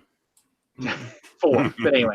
3 more. I'm genuinely curious though, because I know I heard myself before Keith. So everybody else heard Keith speak before me, right? Yes. Yeah. Well, that was just a vagary of Yeah. the internet, right? You In the intertubes. get better internet, and you won't have this problem. But here we go. I will confirm it later on a replay. Just in case. Clue number 1 has appeared You still got it right. Yeah. Yeah. How many points do you want? Clue number 1 has appeared on Red Letter Media Productions. Yeah. Aldi. I got Aldi. it. Macaulay Culkin. Macaulay Culkin Right. is correct. Yes, that's right. I knew watching Red Letter Media would someday pay off. Clue number 2 All right, where Alden it takes got the me. lead. Yay, you broke the tie. plays kazoo in a pizza-themed comedy band. Played a lawyer on Will and Grace. Is 38 years old. I was going to say, and Rado still thinks he's 12. 12. That would have been the other Yes. entry. And is easy to forget at home. Oh. Have you seen the episode where he reviews Home Alone 5? No. Yeah, it's a good episode. Should watch it. I should watch that. Yeah, It's that, Red Letter actually, Media. Red Letter Media. actually, we only have 2 left. So here we go. Here we go. Clue number 1. Only 4 exist. Clue number 2. Composed of 63 clauses. Oh, Rado. Rado. The Magna Carta. Correct. Well, actually, it was Magna Carta, not the Magna Carta. So I'm going to have to. Yeah. Good job, Rado. You're now tied for second. Yeah. Oh, God damn it. But Aldi's still in first alone. Hey, guess what, Rado? If you come in first, though, you get to do initials next week. You get to. I get to be the defending champion. Hooray! All right, so we got a lot of people at 4 and Aldi at 5. So this is Aldi's way of. Time for you to kick in, Rob. Come on. Okay. Seal my game. All right. I've never won before. Here we Well, go. no, you have to have either nobody get it or Rob get it, Yeah, or you have to get it. Pete's got 4. Oh, Pete's got 4. Come on. If Keith, Pete, or Richard get it, they tie you. Okay. All right. And I don't have a Rob. tiebreaker, so Let's you'll go, Rob. have to share the victory, or we'll play rock paper scissors or something. I've been very patiently waiting for my goddamn Star Trek question, so this better be the one. Yeah, no kidding, right? He promised you one, too. Yeah, I know. Mm-hmm. He's quickly rewriting one right now. Okay, here we go. Born Maurice Joseph Micklewhite. Rob. Michael Caine. Yes. Rob. Nice. Aldi wins. Get it, Rob. Nice. Rob. Very good. Very Thank you, good. Jesus. Thank you. Oh, I'm offended. Yeah. My name was not one of the things. Way to king me there, and that was my Star Trek. I am a kingmaker. That Why was did my. you use me as a clue on Mad Lance? How is that your Star Did you Trek use one, my name? Lance? Well, because people don't know you by your first name. They know you by Keith. Yeah, The- that could have the- been a the- clue. That's why it would have been good. And there's 2 other famous ones. Michael Caine was offered like I forget the character's name, but it was offered a role in one of the Next Generation movies, but he turned it down because he thought science fiction was a bit of like sciencey rubbish or whatever, like sciencey magic rubbish or whatever. Yet he did Jaws the Revenge. Yeah. He missed the Oscars where I think he won. Did he win? He missed the Oscars where he won. Because he was filming. He was filming Jaws 3 in Bahamas. In the Bahamas, yeah. Yeah. I saw an interview with him. He actually said something along the lines of like they asked him if he was upset about that, and he said that he said no because he wrapped up most of his scenes in like a couple of days, and the rest of it was like a 3-week paid holiday. Yep. It bought his house, and he's never seen the movie to this day. Yeah. So I mean, What movie was it? Was it Jaws the Revenge. Educating Rita? Is that the movie? I think that 84? was yeah, that 84. was Educating Rita, and then he won again for Cider House Rules. Yep. Well, that was the other one that he won for. Oh no, he didn't win. Hannah and Her Sisters must have been. Yeah, that's right. I remember. I can't think of the guy who used to Dennis Miller. I remember when I saw him live like 20 years ago, stand-up comedy, and he said he's like, I finally got around to watching the video of my wedding, and I'll be damned if Michael Caine wasn't in the movie. It's just like, and he was like, he played my wife, he did excellent. I'm just like. But yeah. So, but there you go. Why is everybody laughing? I just love it. I don't know. What are you loving? Nothing. Congratulations, Aldi. Yes. I've never won before. At least I know. I've It's never a good thing you got on. And now you have to make initials for next week. Yeah, you do. You have to play with the Anthony rule. BGG Con's coming up, guys. I can't. You shouldn't have won then. Next week. Well, no, next week. I don't know. Maybe. Wow, Pete, way to scold him. I know. Well, you shouldn't have. You know they're all going to be board game questions. Yeah, Next week. that would actually be great. I think that would be fantastic. because there's not that many board games. You guys just hate. That's all you do. You just hate. Mm-hmm. We do not create, and therefore we destroy. Next week I will be at Geekway, but I will have Anthony with me, and as long as we have good Wi-Fi, we'll do it right out of the hotel room. Yeah, makes for good TV. Remember the last one we did live? So, folks, no Alaboom next week. No. Yeah, No, hotel Wi-Fi. If that's what you're dependent on, we're screwed. We were we were recording out of the BGG, the Glasscock, and it was recording a secret conversation in the background. We had to delete that episode, right? Yeah. Yeah, it was awesome. Well, it wasn't a secret conversation. It was like But it was a conversation that didn't need to be heard. Jeff spent 2 hours listening to us, and I'm like, "Are you sleeping?" Because his head was down on the desk, right? Like listening for like the contents of the conversation to see if he could hear what he didn't want what to was. hear. Yeah, it's awesome. But So Aldi, no. what was the question you were asking me earlier about the board? Oh yeah, what inspired you to do a Joker board? Just I don't know. I just wanted to paint up the command board since they're there. I'm doing the Batman board now. Do you have it there? You have the Joker board? Yeah, I got it. 1 second. And here it is, Joker board.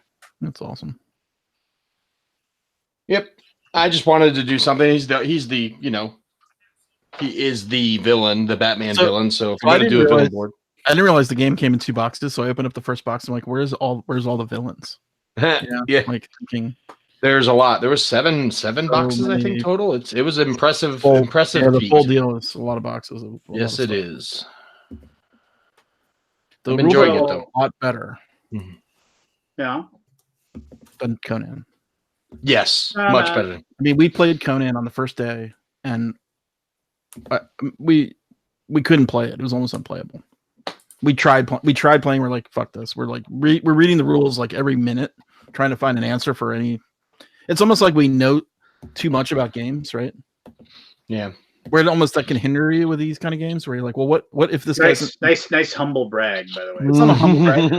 I'm not bragging. It's like we just know too much. What was us? When you know, let me explain. When you know a lot of game rules and you assume those game rules carry over to other games of the same genre, then you want to know what they are, right? Line of sight.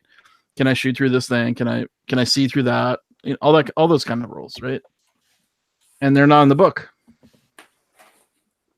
Which means basically they don't exist. Right. And Well, if you came as a blank slate, you wouldn't know to ask the question. Exactly. You'd just continue to play. Otto gets me. Yeah, I get you, man. We're simpatico, you and me, right there. You're just sitting there, it's like, it's so rough. It's so rough. We play so many games. It's just You don't understand, Lance, what it's like to bear the burden that we do. Me and Scott. Oh my God. What was the game? We played another game. God, what was it this weekend? I assure you, I don't know. The symbols were so tiny on the rulebook. Initials MC. What is it? What was it? Hey, Rob. I remember. Yeah. Are we still thinking about trying to do that? The thing on Saturday night? We'll see. Possibly. We'll see. We'll talk tomorrow. Yeah, we got to talk tomorrow. I'm sorry. Like when you called, I was at the track meet thing, so I couldn't. That's okay. Yeah, there's a chance we might do miniatures in a movie again this weekend. But if not this weekend, then 2 weeks from now. So, because I'll be at Geekway. Anybody going to Geekway? Nobody's going to Geekway. I'm the only one going to Geekway. Well, we're trying to figure it out. We're like, we want to like be able, like the whole idea is that somebody, like the people we would watch a movie, like we can't show the movie that we're watching because you get in trouble. Unless it was like some old public domain movie, and then you should watch like Night of the Living Dead or something. YouTube has plenty of movies for free on. I mean, not pirated ones, but official ones. Yeah. Like old legal thrillers and stuff like that. I mean, they got a decent selection of stuff. Yeah, why would I? Yeah, we're gonna watch this movie nobody's ever heard of. Let's see. Movies. What about on YouTube? What about? Hey, you know what? You can just stay out of our soup, okay? We're creating. You guys have fun. Whoa! You guys have fun. Whoa! No. The idea is well, how does it work if I can't watch the movie? I know you're angry because it's below zero there, but I mean, really, chill out, bro. You're just getting a sneak preview of what you're signing up for, there, buddy. Yeah. We did it once already. It worked really well. We had fun. So how did you do it? But how could you watch? I guess you can start the movie at the same time. Basically, you tell them what movie you're watching, and everyone hits play at the same time. And you just pick a movie on Netflix. Everybody has Netflix. Everybody starts it within like a 10-second delay kind of thing. So you can talk about it while you're doing your painting and discuss parts of the movie, and everyone should be at the same spot in the movie roughly. Well, I'm curious. Is that what you did, or did you have some? Yeah, that's exactly what we did. We watched one of the greatest movies of all time. We watched Jaws. And, Yes. What I do is I take my dry erase marker and I draw people. Like this guy here is shooting The shark. the shark. Well, And you guess what scene it is? Yeah. okay. Describe what you're you saying. should have the shark on there, and you should put your fingernails on it and go. Yeah. That would be awesome, actually. So it won't work as well on a dry erase board. So, no. Other than that, so I guess I'm the only one of this crew that's going to Geekway, which is fine. I don't know. Is anybody in chat going to Geekway? You can come by the booth. You can play Dragon's Interest with me. Or initials. Yeah. Show up at Geekway, and Lance will give you one initials question. If you get it right, 20% off at the booth. I neither confirm nor deny the offer that has been made. I'm trying to think of. Then Origins coming up, like what? Isn't that June 7-ish or something? It's June 12th through the 15th or 12th through the 16th, something like that. Yeah. Yeah, I gotta get my tickets too. I will possibly be there for 3 days. Which 3? Early portion, because they asked me today if I would be up for going, because there's the retail seminars on Wednesday, and they needed somebody to present some of our upcoming game stuff. So they may just send me up there on Wednesday, and then my boss said he'd let me stay there like through Friday if I wanted to go enjoy the show for a couple days before I come home. So probably just going to do like a Tuesday night through Friday night type deal. Maybe. I don't know. It's still up in the air, but there's a 50-50 chance I'll be there for at least part of the show. Now we just need to get Poopy Pants Keith to come. He's not. He already said that he would not. Did he already drop off? Yeah, he already hopped off. Him and his buddies are going to be hanging out at his house playing games instead of going there and spending money on the hotel and all that. So here, I was going to ask you something about this. So, and this isn't because Rob's here, and I'm not trying to, like, I know because he's sponsored by Miniature Market, and I'm not trying to kiss anybody's butt as far as this goes, but it's like, whenever I called their toll-free number and asked them, and I've had to call it like once ever for like damage. Like this is many years ago. I called it once when like an order hadn't shown up or something like that, and I had to call them, and they took care of it right away. And then, but the only time I ever call now is when I have to consolidate my orders to have the things sent. And it's super fast, it's super quick, and my request gets handled like that day, like tomorrow. Like I noticed that all my things have been collected, they've been put into one shipment, and it's going out tomorrow. I mean, it's just like boom, boom, boom, they get it done. So,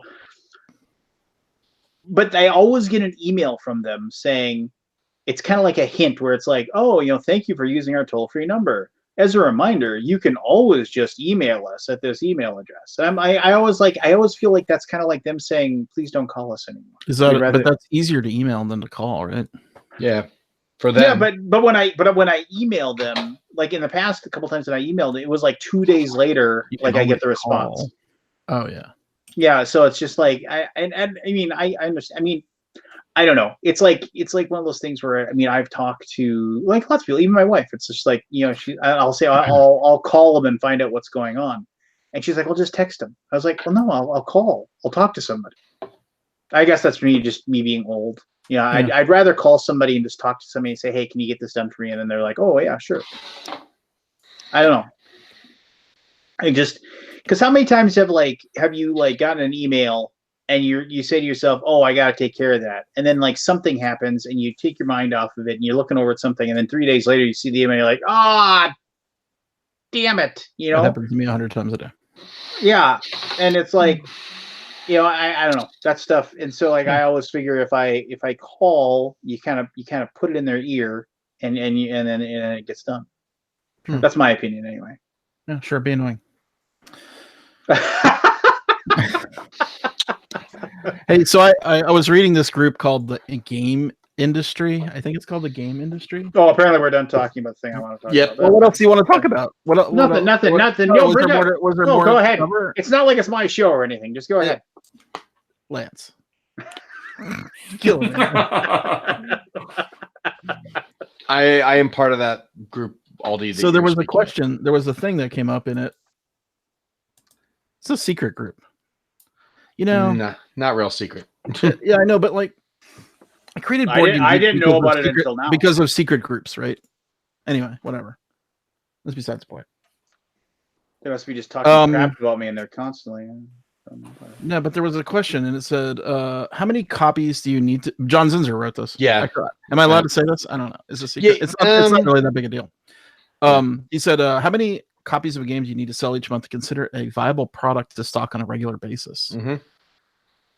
And the answers are so depressing. Yes. One copy every 1 to 2 months is a viable product. Yep. Like what? Yep. If they're selling more than 1 or 2 copies a month, they'll continue reordering until it stops selling. That's 12 a year. Yeah, that's 12 to 24 a year. Yeah. It's that seems. If you maybe I think I would have guessed something like that. I mean, So I think that's finish slowly. your thought in it. What are you saying? I'll say this. I think that has been the case for a long time, but that is becoming an outdated mentality, because more and more, and this is a very crude way of putting this, more and more publishers now are pump and dumping. You know, they're just like they get their run of 5,000, and when it's out, they're done. They move on, and they get to the next thing. And what happens with a lot of them is that, oh, okay, well, we sold 4,300 copies of our 5,000 and then those last 700, they reach out to the cool stuff, to the miniature markets or distribution, and just say, you know, these last 700 games, MSRP is $60. Give me $15 for each one. You know, and those companies buy them up. They're like, yeah, sure. And then they're gone, you know, and you don't have to worry about them. They're not taking up space in your warehouse, and you just move on to the next thing. And it's just so, I don't know. I mean, it's sad to think that the best games out there are selling 1 a month. But the best games aren't selling 1 a month. Yeah, but you got to remember, though, Aldi, with the 6,000 retail stores in the U.S., if the best game is selling 1 or 2 a month, and is there 50% of those stores, that's still a large number. I didn't know there was that many stores. Oh, there's more. I thought it was thousands and thousands of retail stores. I've got 1,500 just in our organized play program, and that's probably only a fraction of the total number. So there's a lot. Yeah, so even if 20% of them are selling 1 or 2 copies, that's 12,000 to 24,000 copies a year, which would be an evergreen by today's standards. But I mean, like, don't you? I walk into there's literally 2 local game stores that carry lots of board games in my hometown, and I walk in there, and it's unless it's one of the like the big games that they can count on selling, it's like those games just sit on that shelf, and they just collect. Yeah, I mean, they just collect dust until like somebody like comes in and they're like, oh, you know, like I've walked in there and I've just like, you know, weirdly looked, and it's like, wait a minute, like, well, I walked in there like 6 months ago. I walked in and there was a copy of Chaos in the Old World and Shrink in a place, and they were asking for and they had it 20% off, and I was just like, well, I'm buying this. Yeah, I mean, I don't know. It's going to sit on a shelf somewhere until I can trade it to somebody, but you know, because I already own a copy, I can use it. I mean, I guess as a backup copy for parts or something like that. But I mean, yeah, it's just like, you know, just stuff like that just falls through the cracks all the time. It just felt like a sad number. Maybe not. That's actually normal. I would assume board game retail is just a pretty sad profession to go into. I mean, it's Magic is really the money, right? I mean, they're just crazy. Yeah. For some Magic, there are definitely stores that are reliant on Magic to keep the doors open. You've got some stores though that aren't big Magic stores that they don't have like a Friday Night Magic or a Magic. Well, Friday Night Magic keeps the lights on almost all the places. But see, we've got 2 stores in this area. One that does Friday Night Magic. The other one doesn't support Magic at all, but they've got a very robust miniatures group there, and they play Warhammer and stuff all the time. So that store, more predominantly comic books, doesn't need Magic to survive because it's got other stuff that can subsidize the bills. Yep, the 2 stores in my area, Paradox Comics and Cards, they they have board games, but it makes up 15% of their profits. Magic makes up most of it, and comics is the rest. And then Little Big Wars, they're the big miniatures guys. And it's so much that Paradox tried to make carrying Warhammer worth it, but they can't. It's just besides the fact that Games Workshop is very difficult to deal with as a game store. It was impossible. They couldn't make it. They just, once again, they had it for a while, right? Yeah, they put like a 5-figure investment down. Here's a question, and I'm curious what you guys think. Magic the Gathering goes away. How bad of a hit do board games take? I was just going to say, Rob, if you played the new MTG Arena that they've just put out, it's amazing. Like, I will never play Paper Magic again. But yeah, so I was thinking, are they trying to kill production costs? I don't know if it'll ever kill it, but like, I imagine just getting pure profit on digital items is probably like more money than paper. It's kind of, but repeat your question again. I actually kind of cut you off. But he's saying if Magic goes away, how many game stores go away with it? I think. Well, no. I mean, how bad of a hit does board games take? Big. I disagree. Only that I think that board game retailers take a hit. Board games themselves won't be affected at all because the general board gaming. I don't think Tasty Minstrel is selling stores predominantly to Magic fiends. The latest copy of Gentis or what have you. I don't know that if Magic goes away, you still don't see 5,000 new board games a year. Because those stores that are relying on Magic are now going to have to push board games more, which means it won't slow down in their ordering. Talking about the board game industry in general, or board game stores retailing? Yeah, it's a different question based on what you're actually. Yeah. Well, it'll kill retail. Yeah, if you kill retail, you know. I see. Then you say you kill the board games too. Yeah. Well, yeah, okay, yeah. That's the follow-up question. If the retail market completely goes away, what does that do to take? It pushes everything to mass. It's a ripple. Everything online. It's a ripple effect. Yeah. But I don't know that it killed that. Yeah, I mean, Pete, what is Kaman's business on Kickstarter versus retail outlets? Yeah, I mean that's the thing. Secrets you can't say. No, it's in their public. It's in the public stuff. Yeah, actually, the retail stuff actually went up from last year, and the Kickstarter portion went down a little bit. But that's only because we had such a big hit in Rising Sun that kind of really inflated the Kickstarter numbers for the last year. But I mean, a lot of companies won't be affected at all. There are some that would for sure, but I think the more important thing is that if Magic goes away, those retailers are going to have to find other things to sustain themselves. So I think in the short term, board games would actually continue to thrive. It would be the long-term effect 4, 5, 6 years down the road that you'd really start to see more of an impact. And by then, who knows, if Magic completely goes away, all those people playing Magic are going to want to play something else. So something else may just take its place, whether it's Warhammer TCG or the Transformers CCG. Those guys aren't just going away and not playing anymore. They're going to find something else to fill that itch. So something else will take its place. I don't think it would be catastrophic. It'd be catastrophic to the retailers, but not to the industry. The rise of Yu-Gi-Oh! Something. Yeah, some other game will take its place. Well, it always will, right? I mean, there's always going to be something. Yeah, you'll always have kids that don't have anywhere to go. Well, you know something. We're 6 months, just about 6 months away from when we were talking about that other card game. I even forgot the name of it. Keyforge. Keyforge. Do you feel it's as big as it was then? Keyforge hasn't. I don't know that it's slowed down, but I don't know that it's gotten any bigger. I think it's still pretty popular. Everyone's talking about the second set that's coming out. It probably tapered off a little bit, but I think everything does after that initial 6 months. I don't know that it's 6 months from now. Do you think? I don't know because the new set's coming out at this year, so it'll depend on how big that new set. We should look at Gen Con and see what happens at Gen Con with it. Yeah, right? Is their second print going to be a massive monster, or is it going to be like they didn't have another base copies at the first Gen Con? We said it wasn't. My thing was, I said it wasn't going to. We wouldn't even be talking about it in November. Well, yeah, I don't think remember we talked about it since the first month. Yeah, we weren't. You just brought it up. Here's and very busted. Small, very small sample size, but like the stores in my town, they can't sell it to save their lives.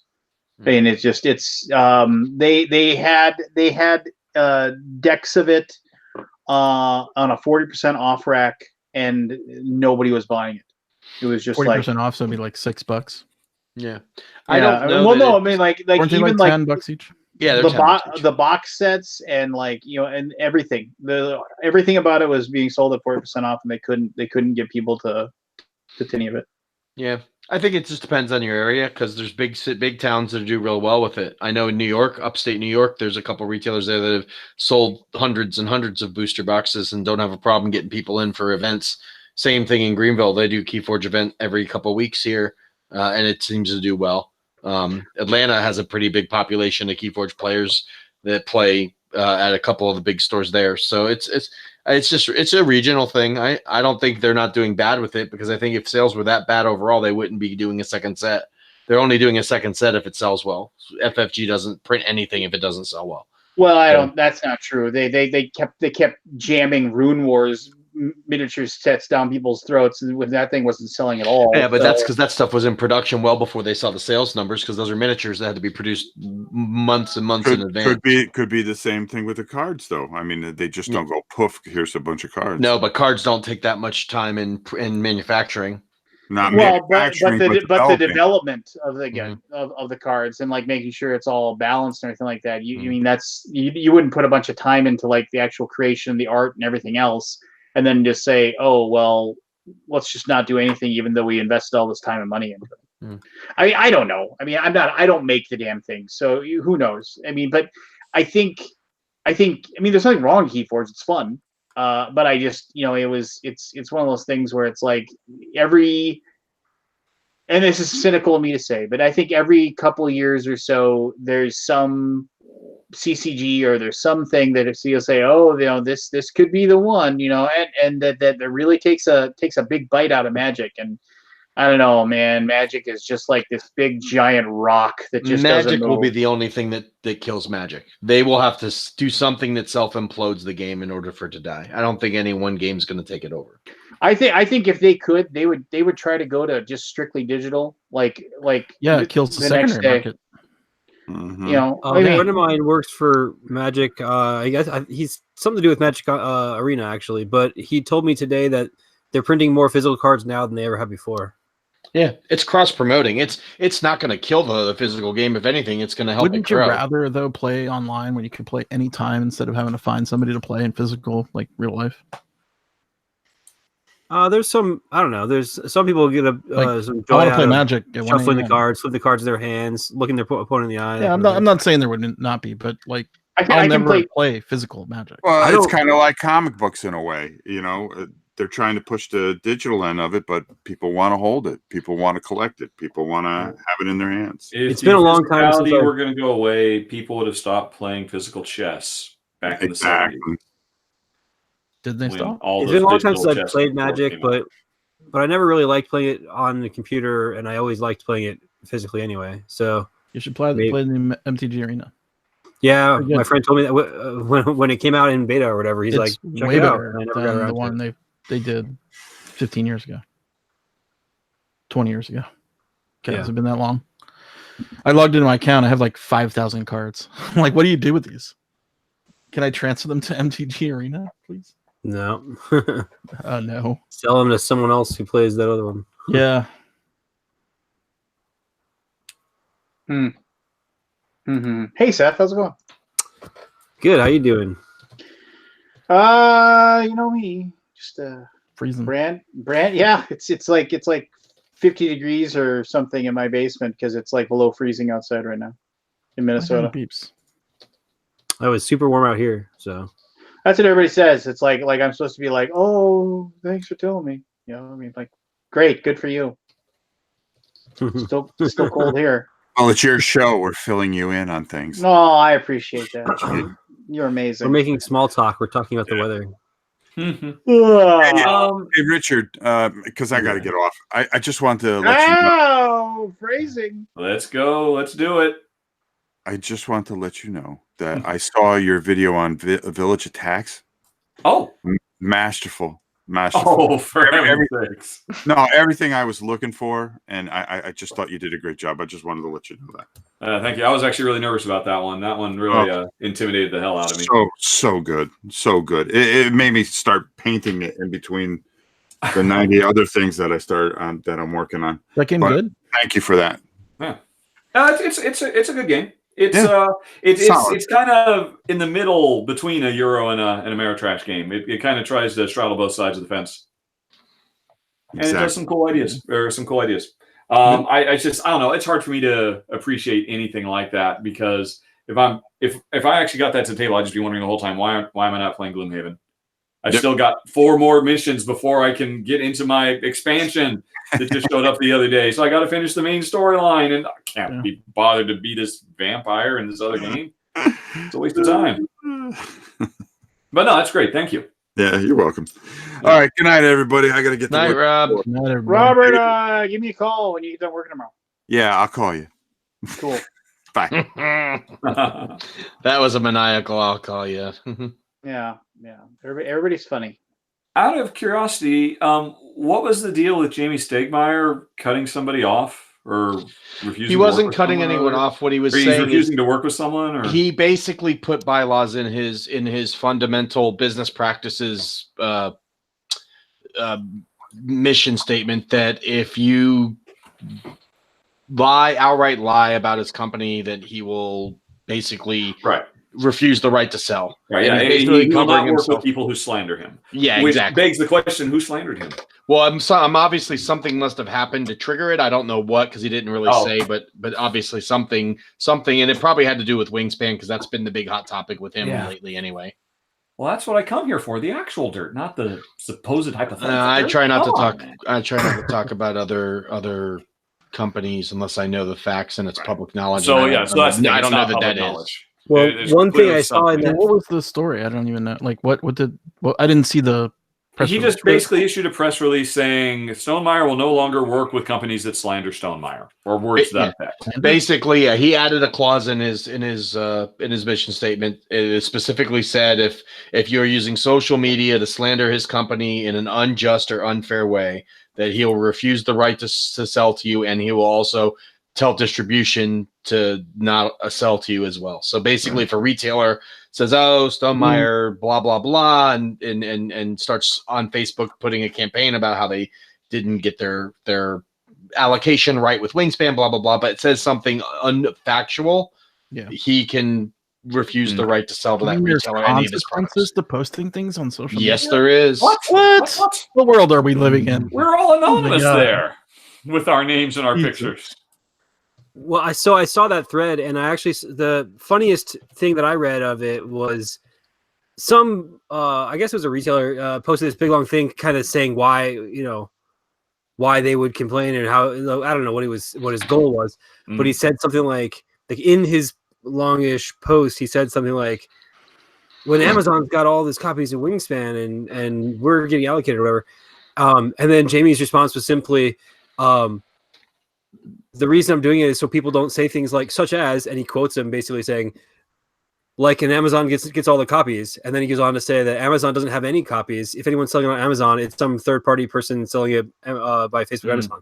So, and then he just stops. He doesn't like, that's all he says. He's like, which I think is just hilarious, because that's exactly why he put it in there, is so people don't do what this guy just did in the thread talking about. Yeah. He's like, so he just got himself on the list. This was all an elaborate honey trap on Jamie's part to get them to come out and talk shit about him so he could cut them off.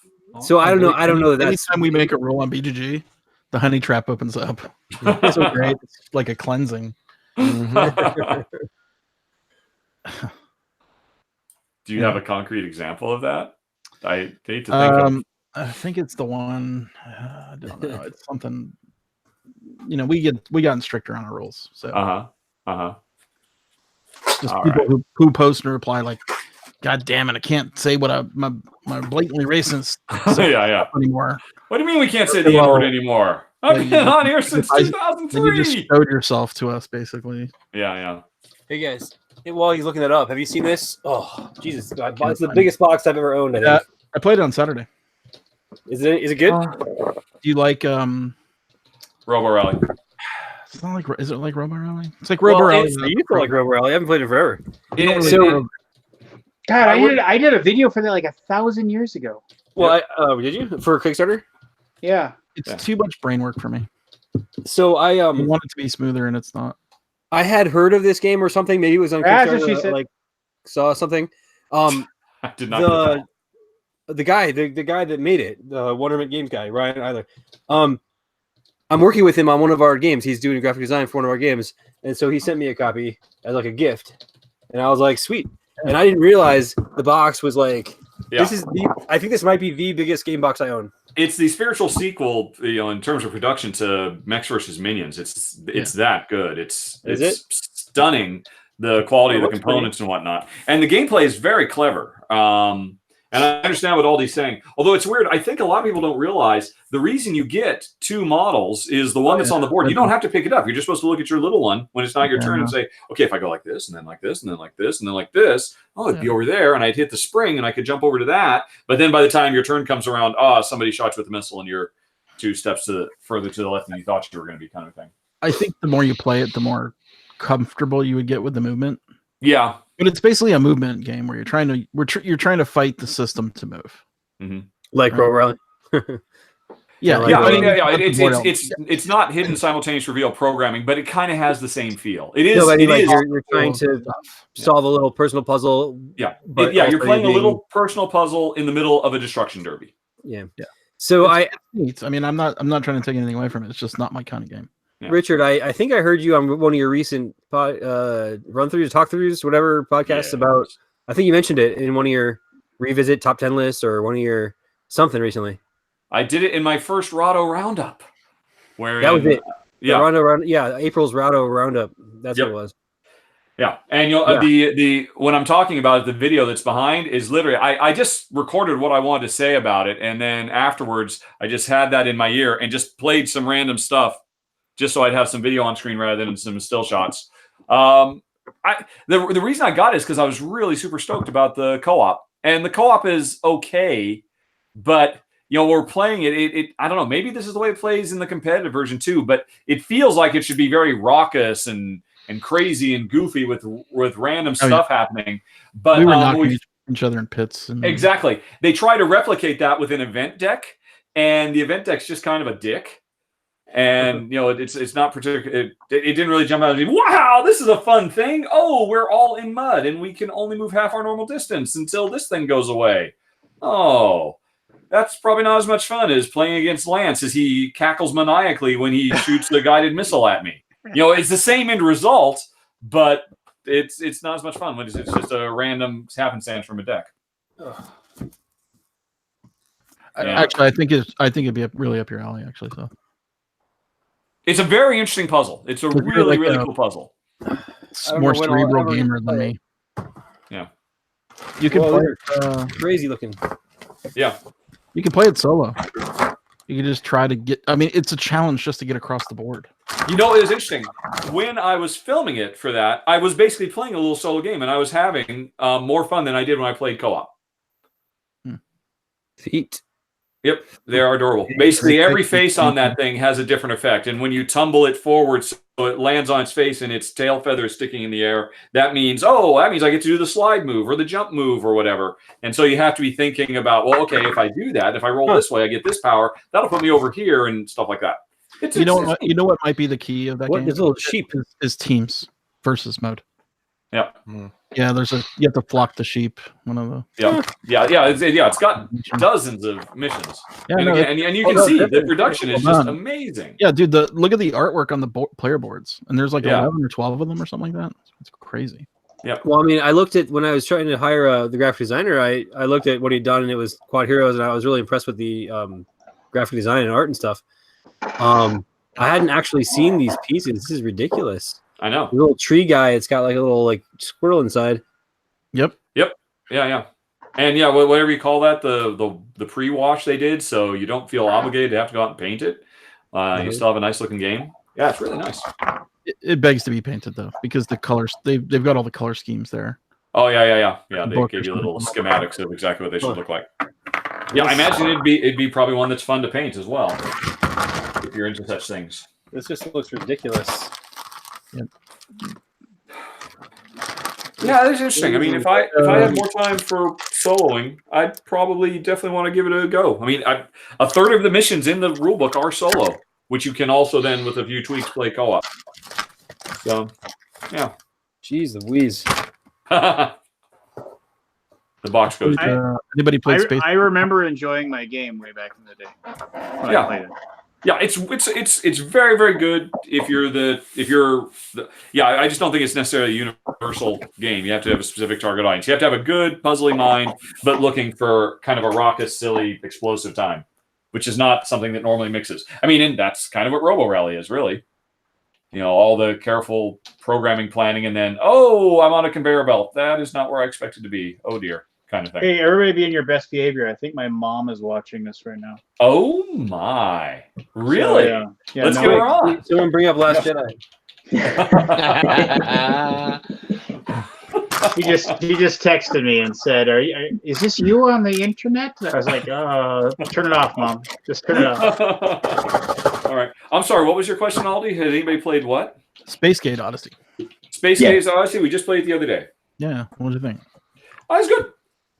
Did you find it as challenging as me? It was super hard. Yeah. I don't even know where I crushed me so hard. What's the right word? They have this little thing in the game where it's for beginners. Yeah, I know the little do-over chips. I won't need that. Yeah, I know. I've turned do-over, which is awesome.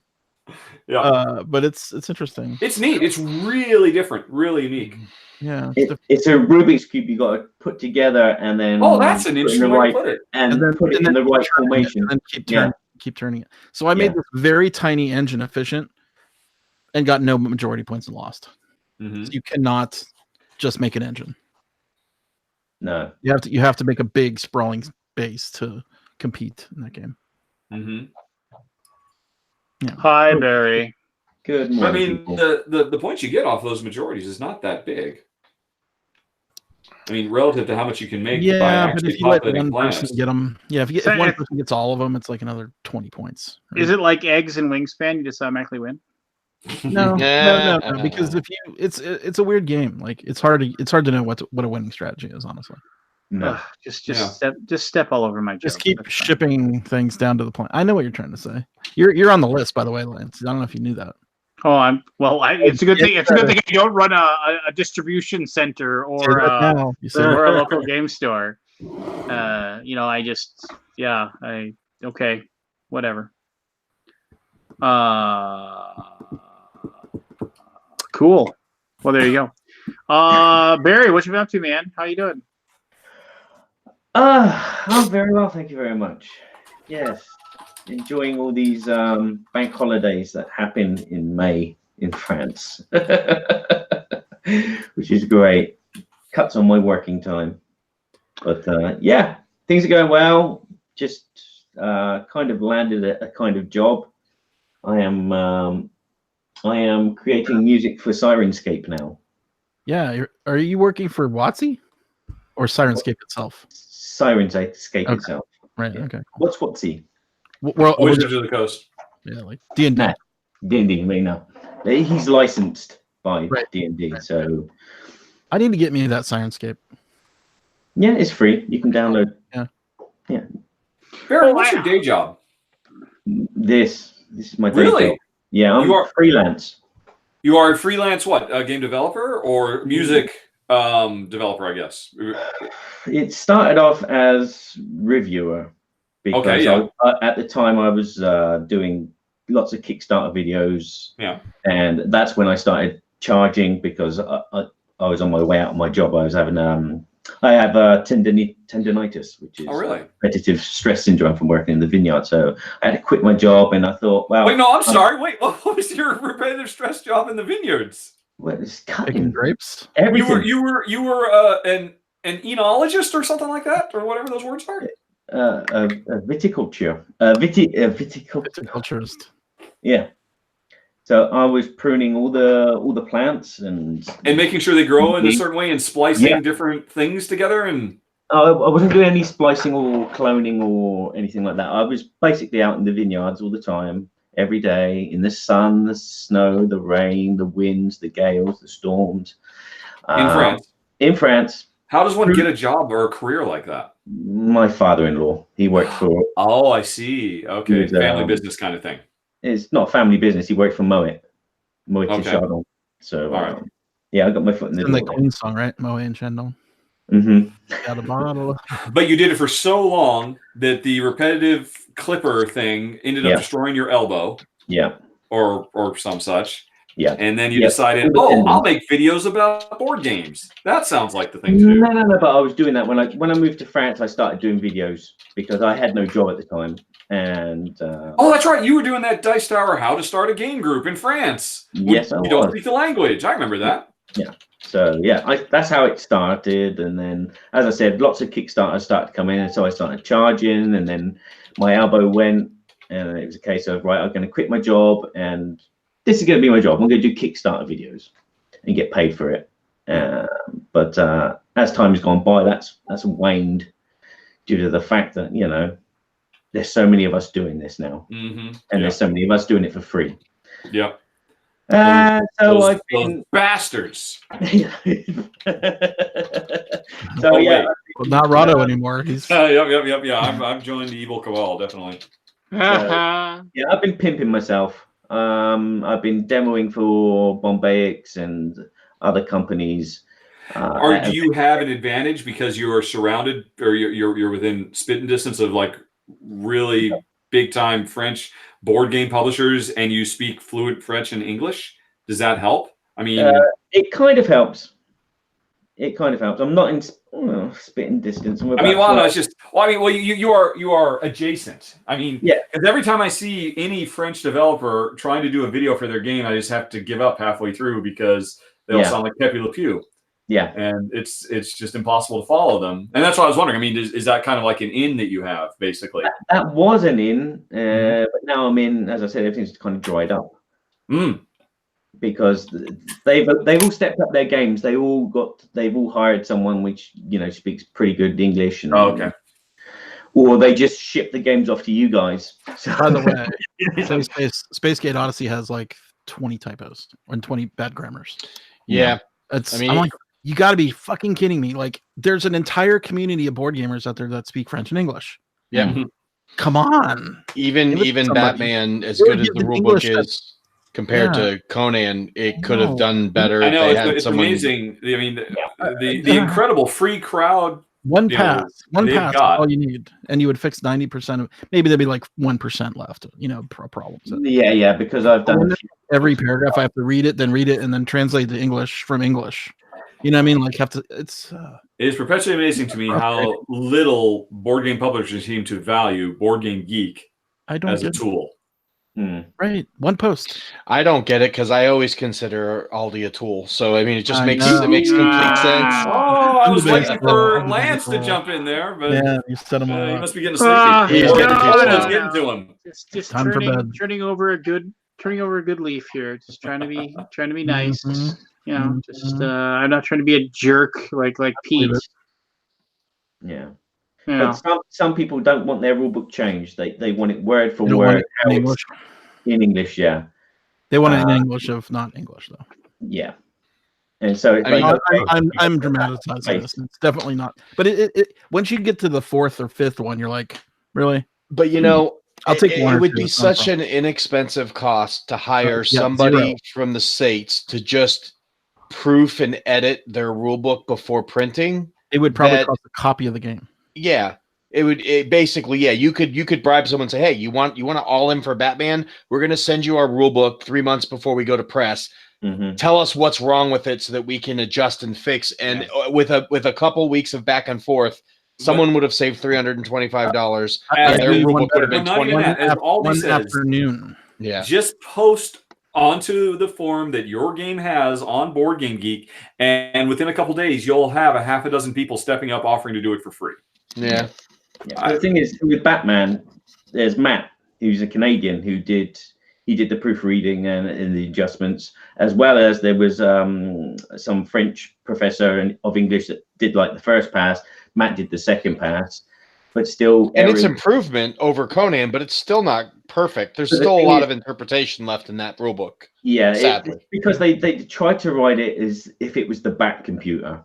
That so the rule book wasn't, this is Tom Vassell explaining the game. This is the Bat computer explaining the game. Oh, is that what it is? So like the layout is like Bat computery and everything, and so they kind of like hindered. It's thematic, but the game is big and grandiose as this one is. It needed to be clearly laid out, and it was a layout. It was a layout issue. Almost all of the rules are in the book. You just have to go back and forth trying to find them. So it was more of a layout issue with Batman. With Conan, it was just bad rules. But with this one, the rules weren't horrible, but they weren't cohesive and they didn't flow. So you had to jump from page to page to find rules that should be next to each other. Yeah, it wasn't friendly. It wasn't family friendly. You couldn't, give this to a bunch of teenagers and they would be able to pick it up like that.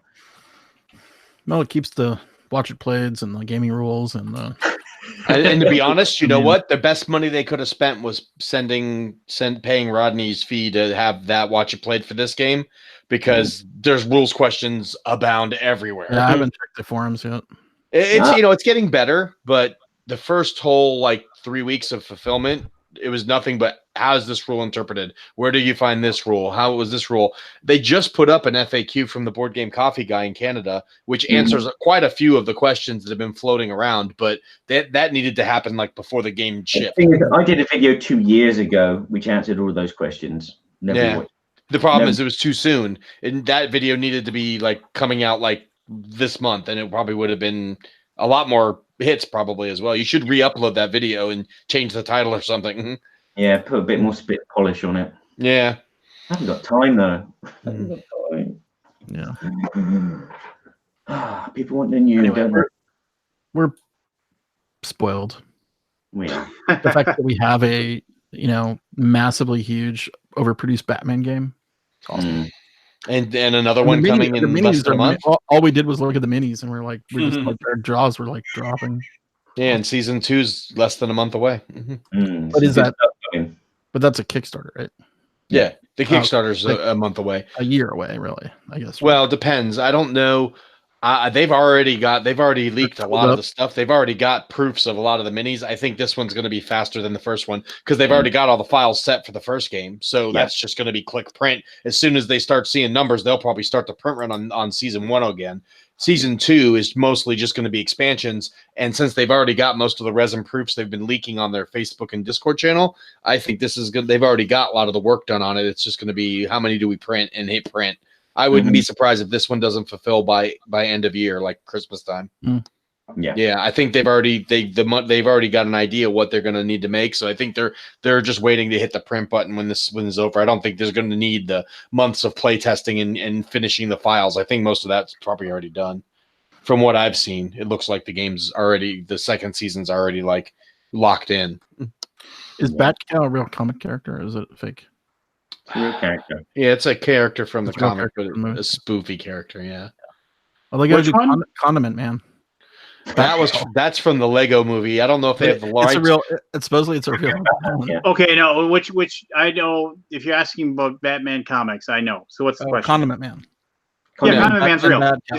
Is he? I thought he was just from the Lego movie. I didn't know. No. Condiment King was a real guy. He was in three, he was in a joke character in 3 comics, and then they actually brought him back later, and then they kind of retconned him a little bit and made him a little more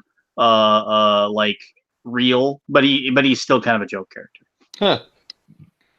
Totally real guy. Totally real thing. Something new. Yeah, all the characters in Lego Batman are real.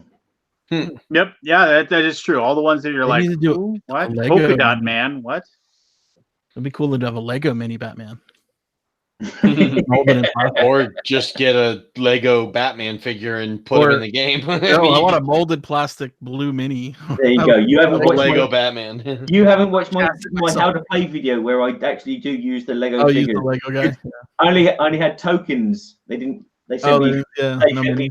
4 minis, and that was it. And I was like, okay, I'm gonna have to show this game, and how is it gonna pop out on the board on camera? Okay, I'll use some Lego figures. Nice. The Lego Batman movie was very good. It was. I enjoyed it. That guy that plays the Batman from Saturday Night Live, Yeah, he does a fantastic Will job. Arnett. Yeah, he does such a He's great on job. Saturday of Night it. Live. Yeah, he's Job. just great. I found Yeah, it no, funny he that does a good job. I just like to watching him eat the lobster. Yeah, I always, every single time I Put it see in the him, microwave. yeah, putting lobster in the microwave and eating it, I always giggle when I see that. There was a lot of clever things in that movie. Yeah, there was a lot of funny moments in that it's movie. bizarre. Ralph Is Lego Fiennes movie plays- 2 any good? I turned it off like halfway through. Is anybody is watching it all the way through? Which one? Lego 2, movie 2. Yeah, it's good. It's. I mean, they couldn't capture the magic again, but I mean, it was still worth I watching. haven't seen it yet. I had to turn it off. I was not getting it. I figured I wasn't in the right mindset. Yeah, it's kind of like how you need to play better. Got to watch movies better too. Yeah, you got to watch movies better. What do you do? What do you do well? You know. I don't know. Hey, Nothing. that's Shovel well. Yeah. I've never really done Yeah, anything. shoveling the dollar bills into his furnace at home to heat his brings house. gamers together. That's what he does. He brings us and creates. Have you hung out on the forums at BGG? They hate each other. Yeah, but that's all over petty things like, oh, I've painted my figures brown. Oh, you shouldn't have. No, you should paint Not them looking in the green. right places. Yeah. It's just bitchiness. Yeah, it's When someone comes in and says Thank you that, for spoiling the Lego movie by saying it's bad, I guess.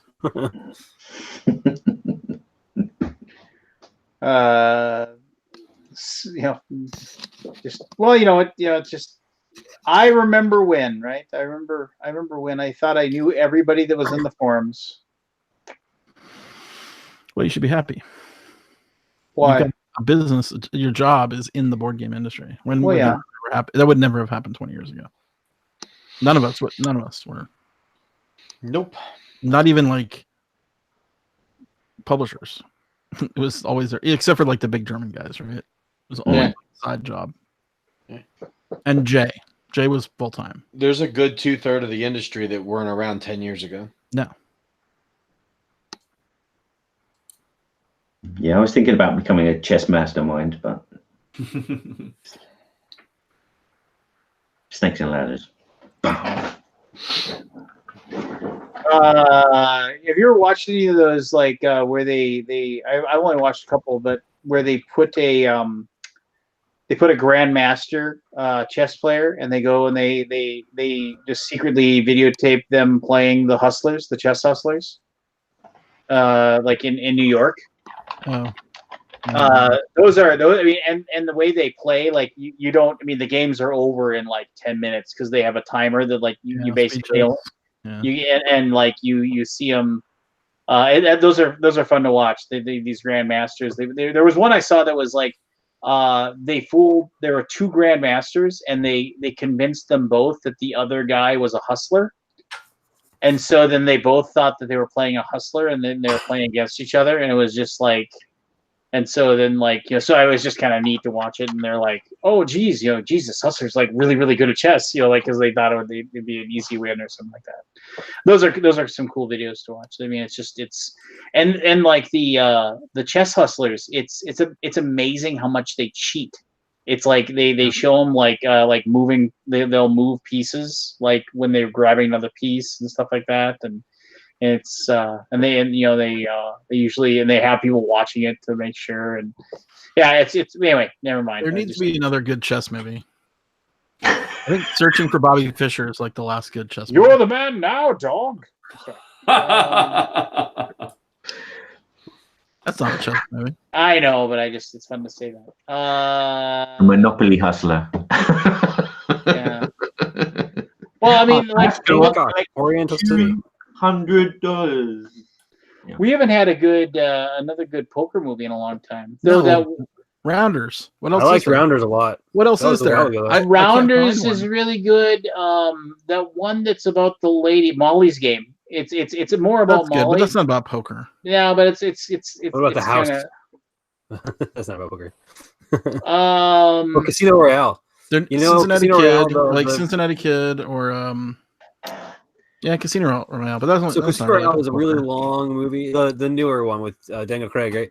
It was super long, and like for an hour of it, they were just a poker tournament, right? A Texas Hold'em. They made it Texas Hold'em because it was popular. Yeah.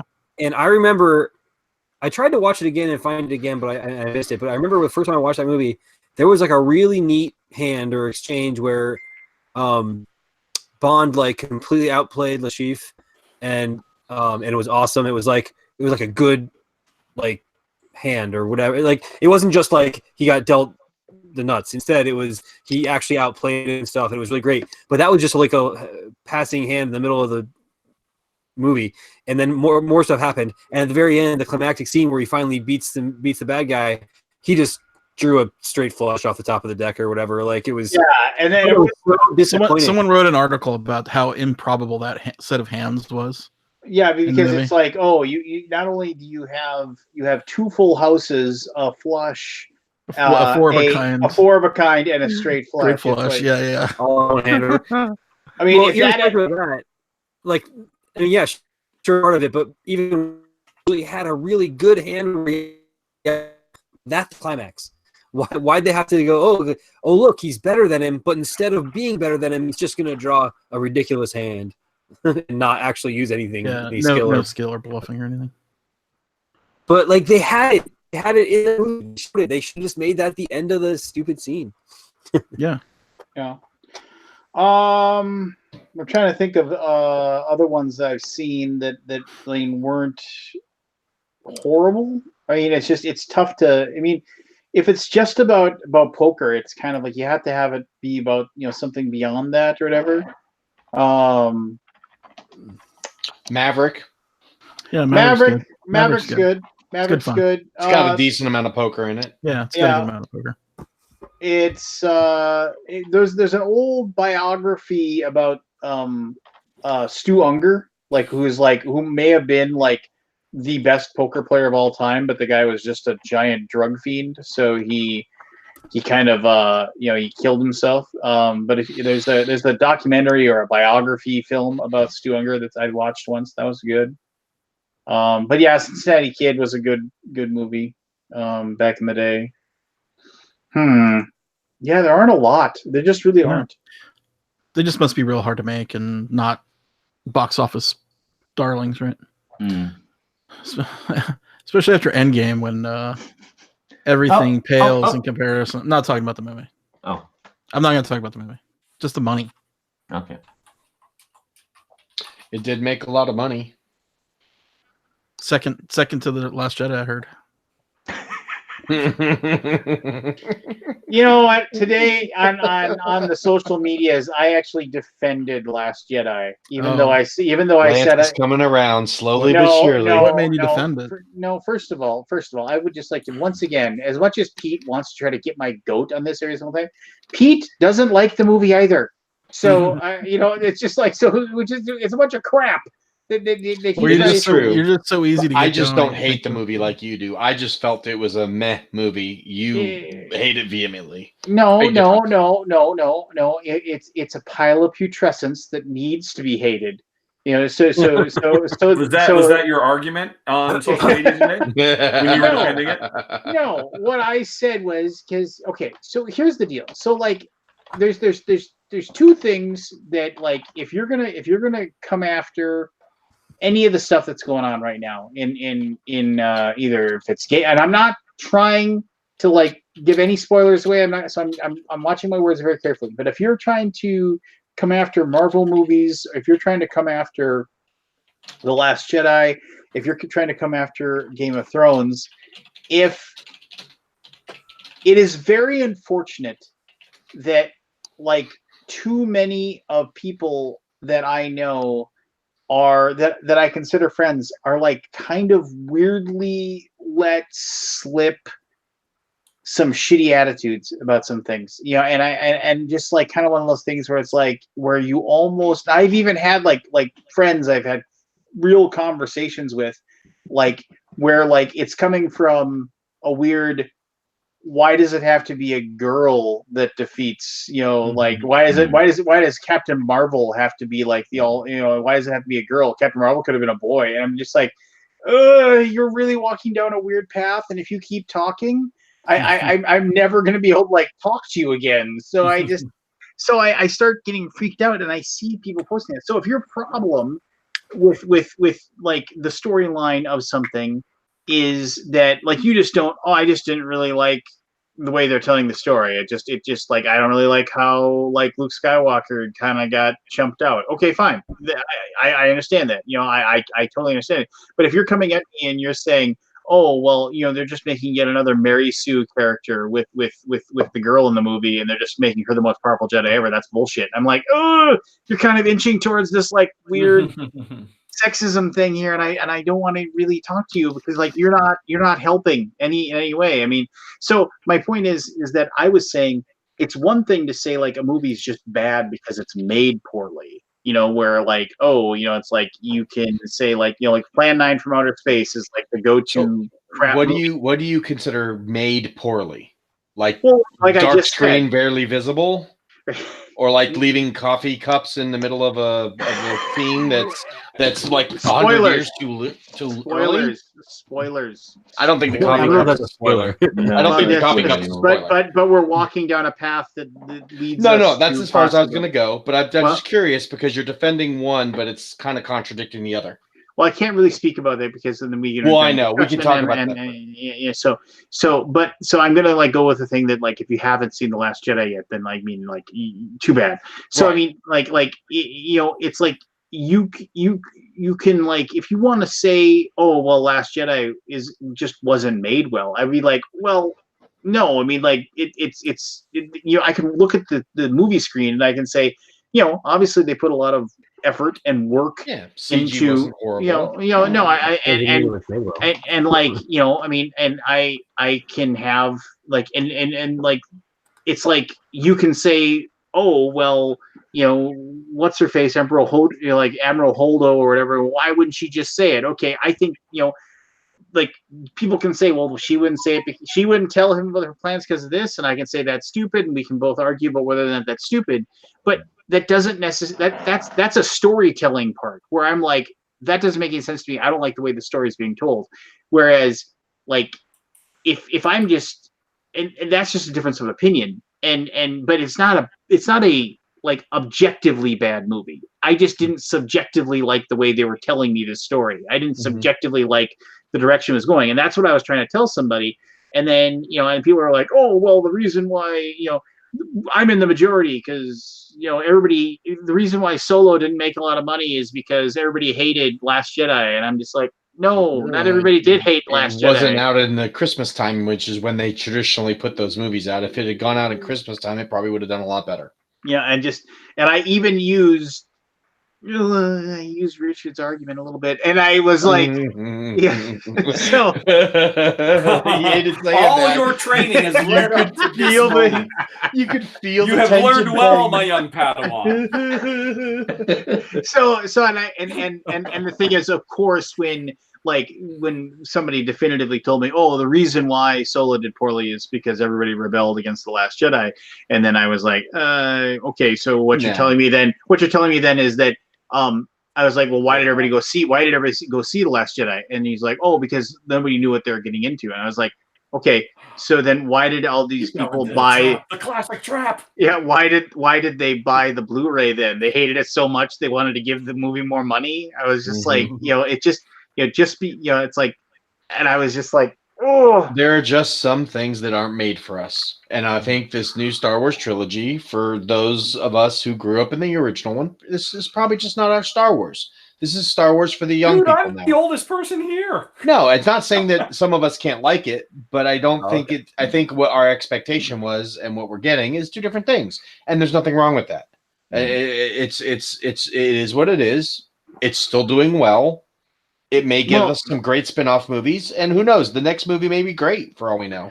We don't need to go down the path of the Last Jedi. We've argued that. I think what I'm forget the quality of any of the individual movies. I still am baffled why certainly something with such big stakes, like such a big movie and such a popular franchise, why would they haphazardly just like swap out directors and say, why wouldn't they have somebody with a plan do the whole trilogy? Everybody makes that assumption, and the original series was 3 different directors for 3 different films, and they were making that up as they went along too. 40 years of history and bazillion of fans. I very much doubt that Rian Johnson got on set, as people like to describe it, the first day and said, "Oh, that's very nice, JJ. What you were planning? Yeah, I'm throwing all that away and starting from scratch." I'm sure he worked with JJ. I'm sure JJ and Kathleen Turner and everybody at Lucas has a big overarching 3-story plan. They didn't just say, "Hey, you know what? Let's just have Luke Skywalker disappear for no reason. We'll figure out later why he's disappeared." I'm sure he had put himself into exile, and I'm sure Ryan brought new stuff to the story as well that they hadn't considered, fleshed stuff out, maybe changed perspectives or changed emphasis on certain things. But yeah, I'd be willing to bet there was a 3-story arc for the film, and they knew right from the get-go where Kylo Ren was ultimately going to end up. I mean, there might be like some semblance of that, but the reason I kind of don't agree with you on that is because, as you can see by watching the movie, and as I don't know, some places depending on who you talk to, it seems like Rian Johnson's like super happy to brag about the fact that every single expectation got subverted. When you are literally they've got a plan for all 3 movies that involves setting up a bunch of stuff and then subverting every single one of them, 100% of the I understand that. If so, that was maybe it was just a lousy plan for a lousy movie plan. It could very well be the case. I would probably liken it more to the fact that when you are truly cast as the greatest villain in internet history for destroying the childhoods of an entire generation, there's only a few ways you can respond to that and keep your sanity, and one of them is to lean into it and troll them. That's basically, I don't think there's any denying that is what he decided to do going on Twitter. That he did troll and he did punch back. And he did mock them. That's neither here nor there. Most of the quotes I think come from that place, in all honesty.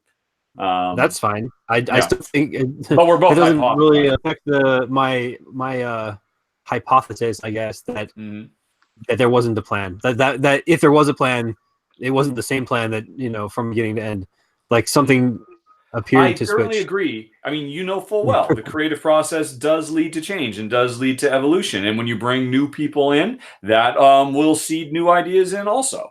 The best example I know of, because it's, specifically, the number of times you hear, yes, this character was supposed to be just a one-off, only for this particular episode, but the actor came in and killed it so hard, we had to completely change the entire, mythology of our show to make them central. That kind of stuff happens. And that's just part of the creative process. And yeah, I'm sure J.J. Abrams had and company had a reason that Luke had put himself in exile. And I'd be willing to bet what we saw in Last Jedi was probably 60 or 70% that original plan, and then 30 to 40% additional changes or tweaks based on new blood coming in and offering their options as well. That would be my assumption based on my own experience of creative collaboration.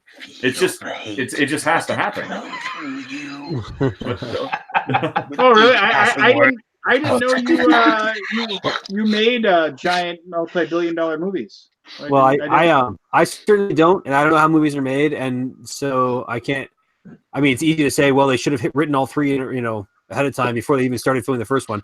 I don't think they do that, but no. I would expect, especially for a property with that much at stake, that they would have a roadmap, and I suspect, and not screw that up by switching directors halfway through. And the thing is, your expectation that something with the stakes that high, they probably had a roadmap.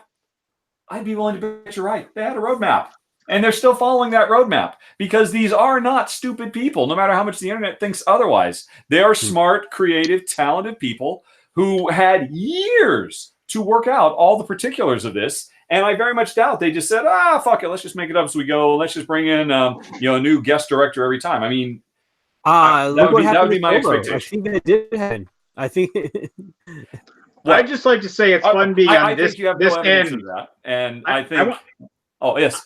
It's fun being on this end of the conversation for once. That's good. That's good. I would suggest your gut feeling that's probably how a multi-million-dollar corporation would go about making their multi-million-dollar decisions. That's probably what they did. I think you got it right. Sometimes Occam Razor nails it, and I think you've nailed it in this case. That is what they did.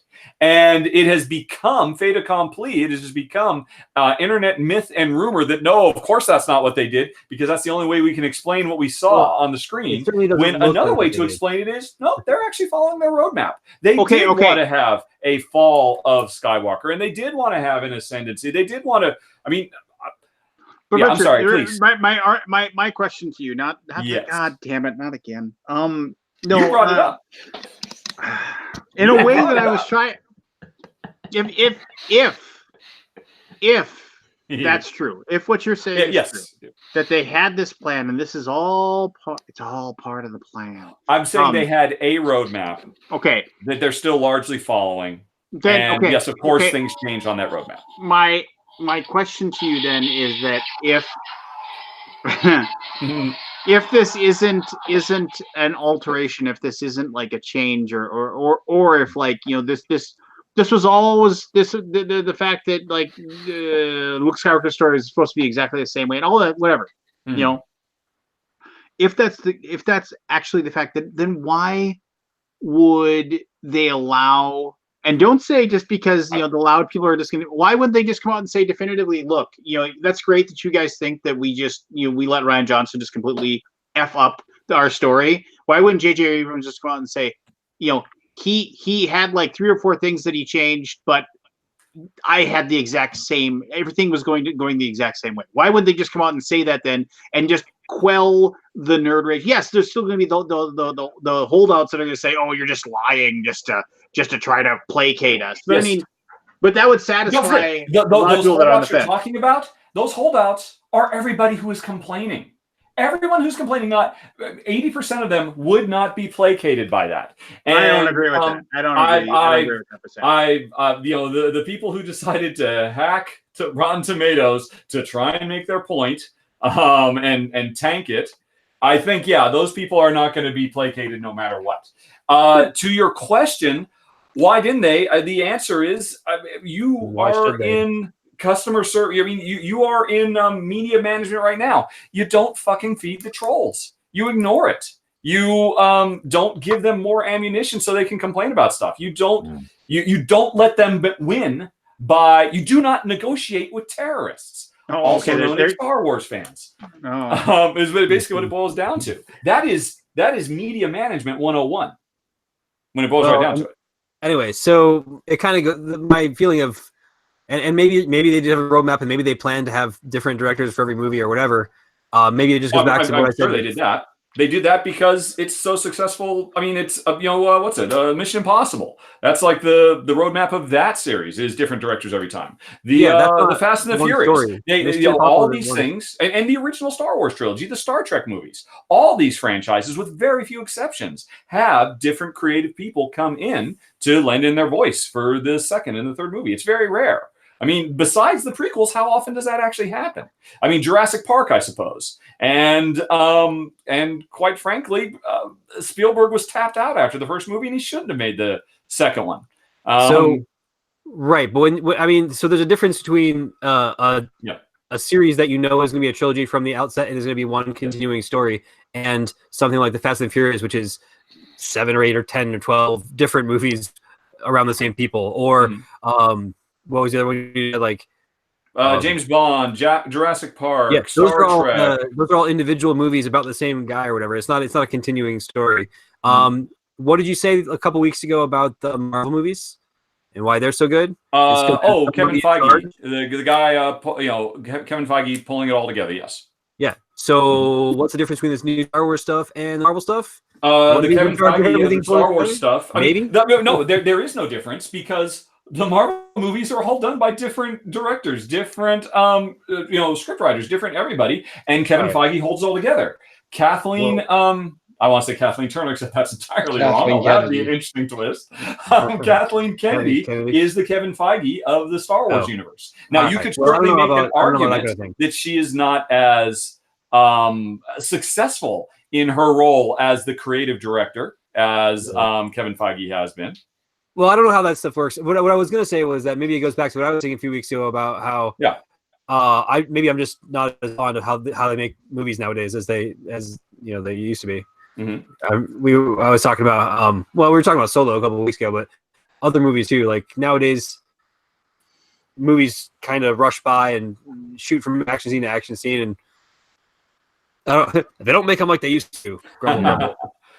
The pacing has definitely changed. There's no doubt about that. Mm. Yeah. Well, and like Ready Player One, like not just the pacing of the actual scenes, but the whole entire story takes one day or something. Mm. It's hard to have anything epic and meaningful happen in like the course of a day.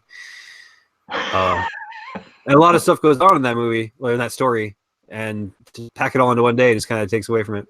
I don't really know that that's the case. That they did pack it into one day. At the very least, I'm certain it was 2 days because there was a night scene halfway through. Okay, 2 days. You got me. Well, no. Well, 24 was an entire season. I talked about this before. We can look it up online. Just because they cut from one scene to another, and for us, the series of events happens over the course of 20 minutes, doesn't mean it doesn't happen over the course of a week for these characters. The whole point of that movie is this long, drawn-out investigation to try and discover the secret that's under. I don't want to spoil it in case anybody cares. But that is a process that arguably takes a long time. And there are definitely moments in that movie, which I've only seen once. I'm just trying to go from memory because I never read the book, where they have a big moment, they have a big scene, and the next thing you know, didn't they have voiceover? And he said, well, and then one thing led to another, and next thing you know, where everybody is doing the thing that I just did. And just that one sentence is representative of at least a month passing. Yeah. So read the book. And they do not actually cut to a calendar with all the pages flipping off because they don't need to. It's just implied that it's not like Die Hard, and it literally takes place over one night. I would think, but you kind of having me disadvantage because I watched it. I thought, oh, that was nice. Spielberg can still put that together lovely. I had a good time, but it didn't stick with me. It didn't resonate in any particular way. And you said you haven't read the book? I have not read the books. With the books, plural. There's only one, right? No, I think isn't there a sequel? I'm pretty sure there wasn't there? Well, there's another book called Armada that is not. Oh, okay. Right. Dude, it's not a sequel. In fact. Okay. And this was part of my rant was I think Armada was written first, but it didn't come out until after. And I'm guessing it's because Ready Player One was a hit, and then they published this other book that had been sitting around.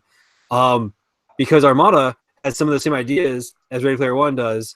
But this in that case, literally in that book, the action does take place over like a day and a half, and this is huge epic story, and it just doesn't really resonate because it's like he woke up. All of a sudden, he's like yanked out of the school to go to like outer space to like defend the planet against whatever. And the next thing you know, he's fighting a big space battle. And the next thing you know, this other thing happens. And like the next day, he's like, "Oh, I guess I saved the Earth," and he didn't like do anything. So, and that's another example, maybe even a better example if you read that book and then read Ready Player One also. But if you read Ready Player One and then also watch the movie, you can see. I think you'll see a bit of a difference. Of course, yeah. With not just difference like they had. I mean, obviously the difference is for various reasons they are making the movie, but what I'm talking about, like the passage of time, like the thought and effort that goes into some of the things that they just happen in the movie. And sure. Well, yeah, because movies have a different language. They have to do visual shorthand. I mean, the Lord of the Rings books take years, decades to finish, and in the movies they take a few months because I don't think epic things that take years to do really translates well into a visual storytelling medium. Right, and my go-to example of a good job of showing the passage of time is Starship Troopers, which I talked about last time too. Which, if you watch Starship Troopers, you follow the careers of these guys from like straight out of high school and they're complete noobs through their military careers, various paths, to the end when they're like grizzled veterans. And not only does the action not happen over the course of a day, but the movie, which is only 2 hours long, you actually get the effect of the passage of time. They did a good job of, like, it really feels like they learned and grew over the course of the movie, unlike movies nowadays. So that's because they were telling a different type of story. Hey, as much as I just want to say one thing to everybody who's still awake. That What's that? That Game of Thrones piece of garbage he launched on Indiegogo like 30 minutes ago. Oh, no! I get to see it. Are the you exact kidding same me? thing. I am not. I just somebody messaged me. Just go to Indiegogo and search for Game of Thrones, and you'll find it. He's got $2 right now. I want my $2. I read somewhere somebody said that on the Kickstarter had a bunch of money just because 2 people pledged $1,000 each, intending to back out at last minute, or something. That feels like a dangerous gamble. Yeah, we got sucked over sleep that morning. Yep, $2, 2 backers, 1 apiece. 4 comments so far. Yeah, and they're all just basically like, post to the Reddit thread. Wow. That's it's crazy world. Crazy world. But that's okay. I blame Trump. a signed Kit Harington book. Signed by who? My funding goal is $45,000 for rights and distribution of the card game. So there you go. He doesn't have the rights distribution. He openly admits it, and he needs $45,000 to buy the rights. That's what he said in the Kickstarter, or something like that. Oh, did he say the same? Well, he said, I don't know, I didn't read it, but I read people talking about it, and they were saying something like, he intended rights for some of the money to get from Kickstarter. Well, what if he doesn't get them? What if they don't give it to him? Well, as they often say, you really it's not a store. Yeah, it certainly looks like like nonsense. If anyone is backing that, good, more power to you. But I think it's bad. It's probably not. Well, it probably doesn't matter because it probably won't fund. But yeah. Well, it doesn't matter in Indiegogo. You don't have to fund. You get whatever money's donated. So, unlike Kickstarter, Indiegogo, you get whatever's pledged, regardless if you meet your goal or not. Yeah. Well, that's an option you have when you set it up. You can set it up do it one way, either way. Yeah. He's got flex goal, so it means he gets whatever's donated, he's going to get. So he's got $2 coming his way. That's more than he probably put the $2 in there to make it look like someone bid. There's not even a perk for $2. The people that commented, they basically gave the $1 so they could put a comment on there. Oh, that's right. You have to participate. I don't know. Is that true for Indiegogo also, or just Kickstarter? You even says, if you go to comment, says you must be a backer to comment. Yeah, I'm reading the comments now. Anyway, I've decided I don't care about that. It's like rubbernecking in an accident. Yeah. Doesn't do me any good, and it's just gonna distract. Yeah, but he's a pile of human garbage. So I sincerely hope something awful happens to him. Yeah. I'm sure. I know you don't say that lightly. So you try to take the high road. It's impossible. When it comes to except when it comes to Star Wars. No, I heard the tape too. When it comes to true innocence, no.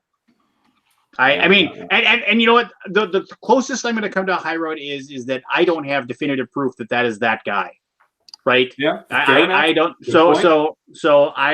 But don't want to be on an internet lynch mob that goes wrong. That's a very good point. But if like you could put that guy in the same room as me, I think I use the words, he'd get a new necklace called My Hands. I would be like, how does it fucking feel? Yeah. Anyway. Wow. All right. Well, on that note, since you guys are done talking about Last Jedi, I'm going to go to bed. Yeah. Well, I'm intending to not talk about that anymore. I don't know you guys. Okay. Well, I'm going to go to bed. So- I will see you all next week. And you know, I just have to say that I completely agree with Rado, and I think Lance is completely wrong on Last Jedi. Good night, though. Nah, whatever. Mic dropped. You're such a troll. He's a regular Ryan Johnson, that guy. Did you? In other news, Lance? Wait! I want to say one other thing. Legend of Zelda live action coming to Netflix. What? That's either going to be Is horrific. nothing sacred? Yeah, that's going to be horrific. That's just going to be awful. But anyway, go ahead. What were you saying, Seth? Well, I was going to say something, but real quick, I'll say. Speaking of live action movies, I guess that I finally saw a preview for live action Aladdin, and I remember hearing a bunch of people make fun of Will Smith as the genie, but I don't know why. Like, what's wrong with Will Smith? Because he looked goofy. Yeah, like the They genie. basically goofy? the first video, the first trailer, they really didn't do themselves any favor because they showed him for like all of 10 seconds. I don't forget if he made any noise or said anything, and they just saw him. Oh, look, big blue Will Smith just coming out of nowhere, no warning, no preamble, and then that was all anybody saw for like a month. I don't know. So, I think that's anyone who makes fun of that is. I don't know. I don't know why people would make fun of that. Do they not know what movie they're watching? Do they not see the cartoon? I mean, it's been around for 20 years or something, right? Yeah. If there's something to complain about on the internet stuff, whatever. So what I was going to say was, remember how you whatever. Remember how you said, "Hey Seth, I want to see you make more big games or whatever," and then you take credit for Crusaders. Well, yeah. Where's my check, by the way? Nah. Well, what I was going to tell you was that last night I put together. So let me back up. I've had for a while now. I've had a game idea that I thought was promising, but I never really got anywhere with it, and it's been kind of sitting around. So I recruited a friend of mine to help with it, and hoping that he would sort of make some progress and get a prototype made and tested and stuff like that, which he's done. And now he's a little bit. And last night I put together my own version, my own prototype that I can actually try now. And it's a worker placement game. I haven't got a name for it. In fact, maybe you could help me think of a name for it. It's a worker placement game where your workers level up when you use them. And the theme is like, and it's kind of like a Lords of Waterdeep type style theme, but instead of the fighters and the clerics being your resources, they're like your workers. You get a couple each of fighters and clerics and thieves and mages, and so you place them, and depending on where you place them, it might depend on their class or their level as to like what they get or how much they get of the resource. And then when you so you place them out, or instead you recall them and take them all back, and when you recall them, they go on an adventure, and you get to like level them all up, and they get better, and you get to whatever the adventure is, you get to get rewards. So yeah, so I think that I'm excited to try it because I think it might be cool. I admit I'll have some problems. Two things. Did you use my name that I gave you for the Crusaders expansion? For the which what? The Crusaders expansion. Yeah. Yeah, I think we will. Okay, so I get you get credit for the name of the expansion. You can have like a iota of credit for, I don't know, telling me to do something I was already doing. Sure. Yeah. With Crusaders. Well, what's the other thing? You said two things. Well, no, the other thing is so what you're talking about is the snores of water sleep that we wanted, but now we will finally get. Oh my God! I liked Waterdeep. Waterdeep was really good. Remember when it first came out, Seth, and I brought it. Good game. And I brought it to KublaCon and I played it the entire weekend. What? Good reason. It's a great game. It was great. It's one of the best gateways to come out in the last the last decade. It's one of the best gateways the industry has produced. Solid game. Man, I had so much success with that in the video game industry. My only complaint about it is the mandatory quests, which I just don't play with. So the what? I don't like the mandatory quests. So yeah. Didn't they actually literally throw them in at the last second? I have no idea. I'm pretty sure I've read that a couple different times. That was just kind of like a last minute addition they put in because they had to tick the box of aggressive conflict. They threw it. No, they threw it in at the last second, just like Ryan Johnson with most of his squad. There you go. Yeah. For someone who doesn't want to talk about it, he's trying to get me revved Sure, up. seems obsessed with it. Somebody's going back for some of the little sweet sauce. So Lance, what's the low hanging fruit? I'm trying to pull you away from that topic. Yeah. What's a good title for such a game where you're in charge of adventures and your adventures gear up for adventures and go on adventures and level up? So you yourself aren't adventuring. So now I guess you're like in charge of it. So the Josh Aldi. What you do when you do these adventures is you go up these tracks, and when you get to the end of one of the tracks, you win. So you're basically racing up the tracks, and there's a track that's associated with like that's what they're called. There's like basically there's the fighter type track where if you get to the end of that track, you're like you command Legion troops and you I don't know become king or something. Or you go up the mage track is like maybe you actually here I'll read the flavor real quick. Legends of the Alaboom. Tales of Glory. Call it that. What are they called? What? Tales of Glory. Tales of Glory. Don't call it that. Sounds like it's already a thing. There's a game called Tales of Glory already, which has a fighting track and a magic track. No, it sounds nothing like what you're talking about, though. It's not a worker placement. That's like edging up my top games of the year, by the way. Well, okay, so here, so time out. So like, here's the thing, though. Seth, I would suggest to you that like take a little bit of time and do a little bit of world building and just come up, and don't worry about the name. I know you like sometimes like, oh, you got to have that one snazzy name that will like kind of describe the game, but also like give people a reason.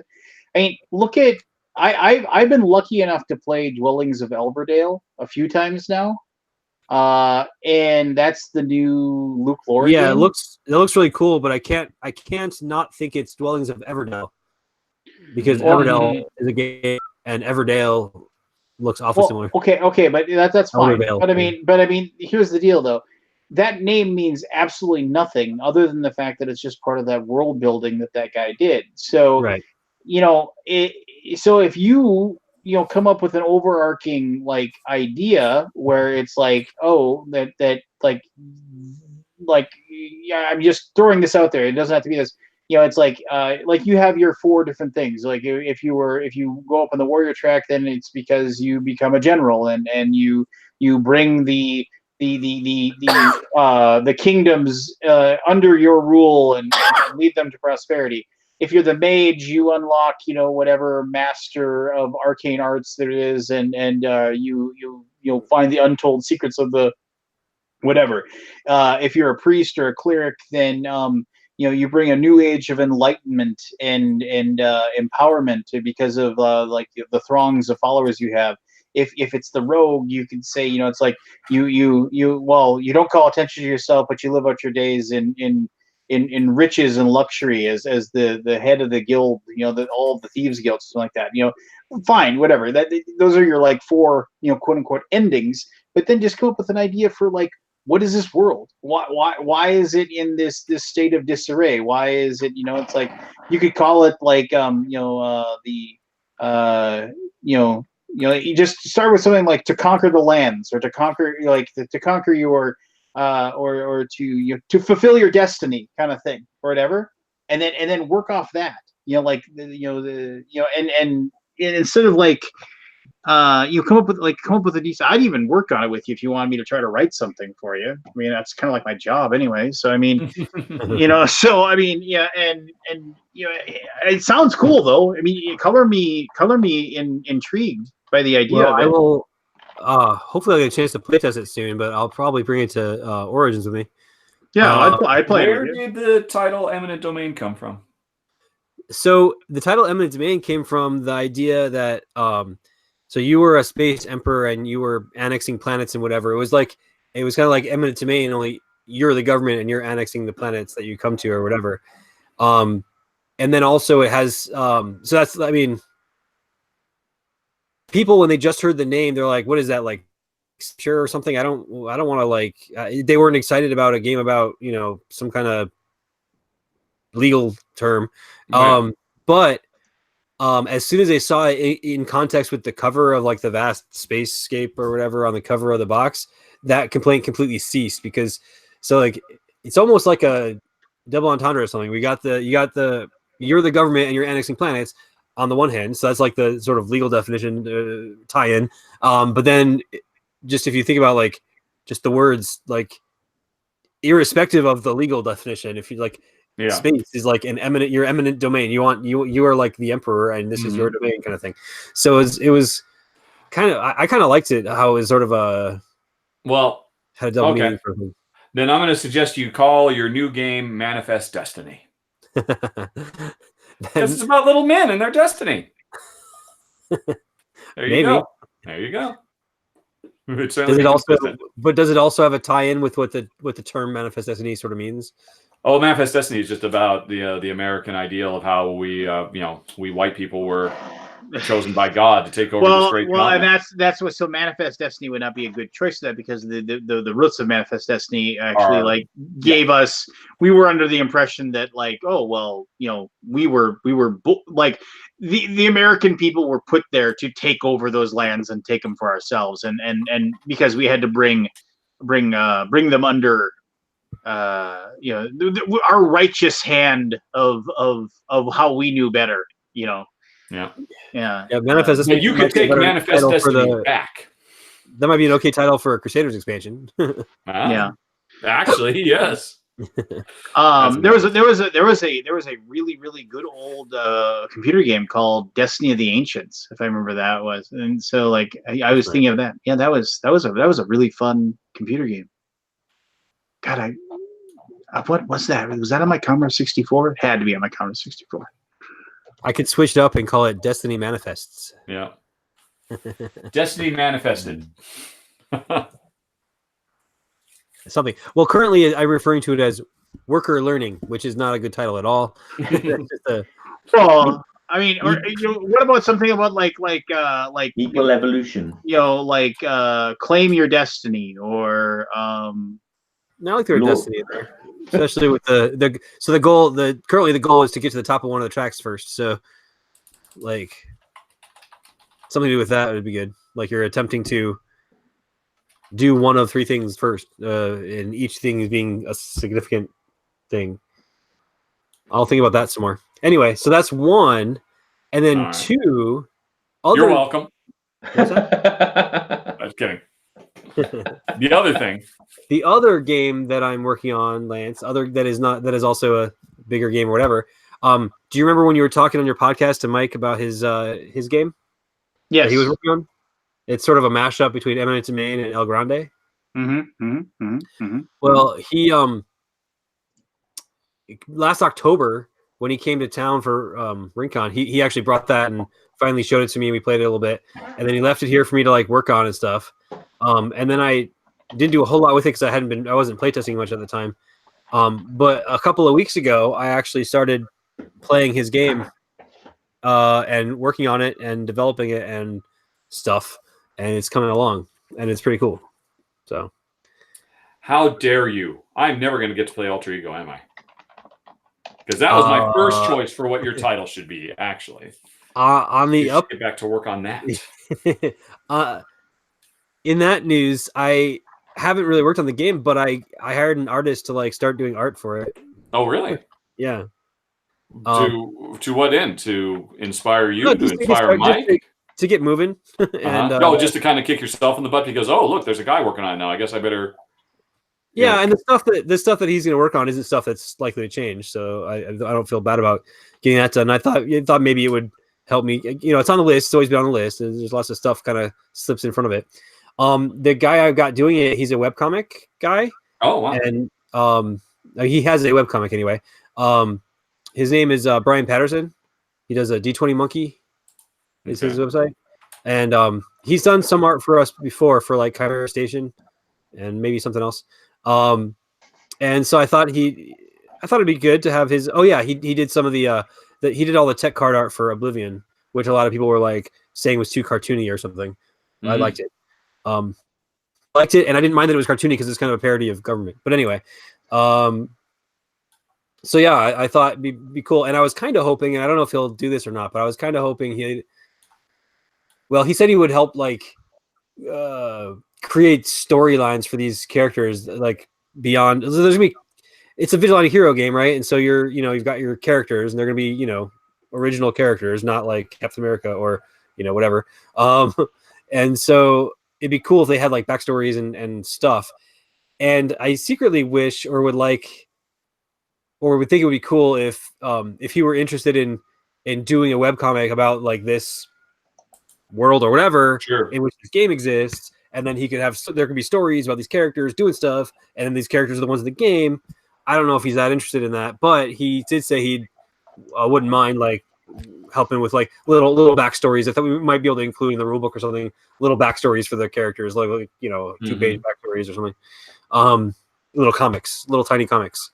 Something like that might be cool. I don't know if we'll do that or not, but if I could talk him into wanting to do like actual comics, webcomic about these people, and then suddenly we're in a like a licensed world or whatever, like it's like an IP game, only the game came first.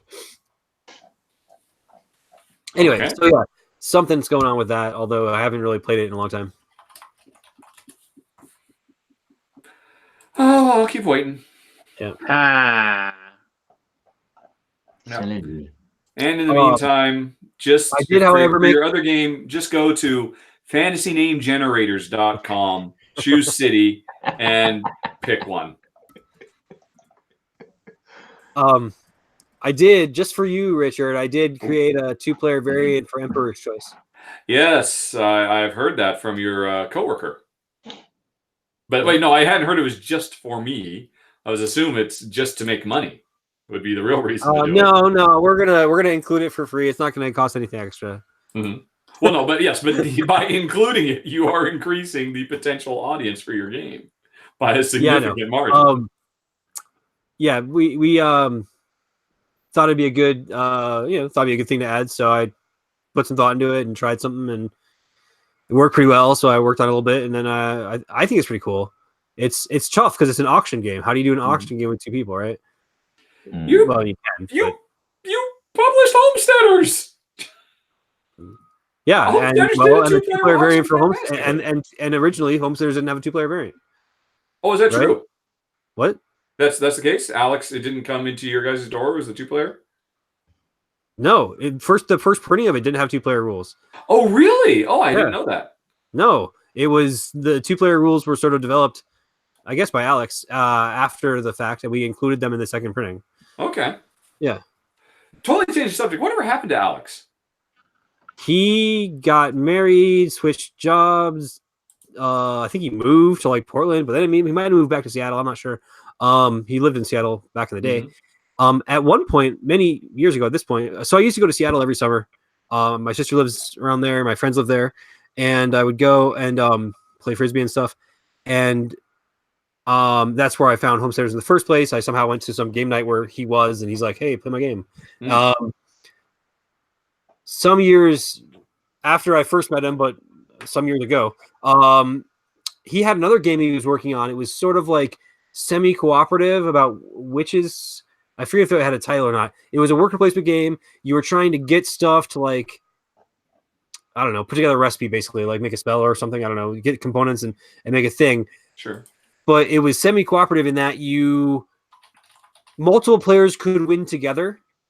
And I guess the idea was to win with the smallest group as possible. And you were not likely to be able to win by yourself. Like you couldn't get enough stuff to win by yourself. Mm-hmm. So you had to win with other people. And the idea, I guess, was to win with as few other people as possible.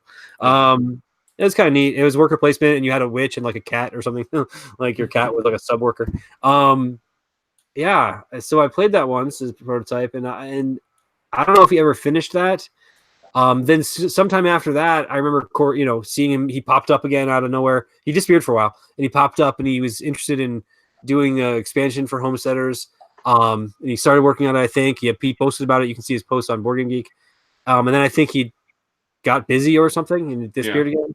And that never happened. So when we were going to have the expansion, I actually went to a mutual friend of his and mine, a guy named Sean that had been around for the development of Homesteaders in the first place. and asked if he wanted to make an expansion, and he did. So the expansion that's coming is by Sean McCarthy. But yeah, I kind of don't know what happened to Alex now. I'm looking. He hasn't posted to Board Game Geek for like over a year. And he used to be an incredibly prolific poster. He used to be, yeah. Yeah. Well, for a long time, I think he got lost in World of Warcraft. Oh, okay. A decade ago. My understanding, I think he said that at one point, and I misspoke. He actually logged on to Board Game Geek today, but he has definitely pulled himself out of the. I haven't heard from him in a long time. We did have to contact him about the reprint, and we were able to at some point. I think we had to go like play telephone. We couldn't get in touch with him directly, and then so we had to get in touch with somebody to get in touch with his wife to get in touch with him or something like that. Oh wow! Mm-hmm. To get I don't know, the okay to do the preprint or something. Yeah. I don't know. It's too bad because he was like a staple. He was like his articles. I remember his articles from like Puerto Rico and Kalis from like 12 years ago or whatever it was. Definitely. Yeah. Oh, and I didn't realize Sean McCarthy was the designer on the expansion or the new edition or whatever it is. The expansion, the Homestead expansion. He's the designer on it, and he made another game you like. He worked on. Yes, he did. He made my second favorite game of all time. Yeah, or he was one of a team that worked. He was on one of it, a team. Yeah. Shadowrun Crossfire, is that what it's called? Yep. Yeah, Shadowrun Crossfire. But he's the one I've actually talked to on Board Game Geek about behind the scenes stuff and whatnot. So yeah, he's a really cool guy. He is. I mean, he's a friend of mine. I see him when I go to Seattle. He wrote a really good designer diary for New Beginnings for the Homesteaders expansion. Oh, okay. It's up there. It's on Board Game Geek, probably. We can find it. It was on. We posted an update of the Kickstarter, but it's also, I'm sure it's on Board Game Geek.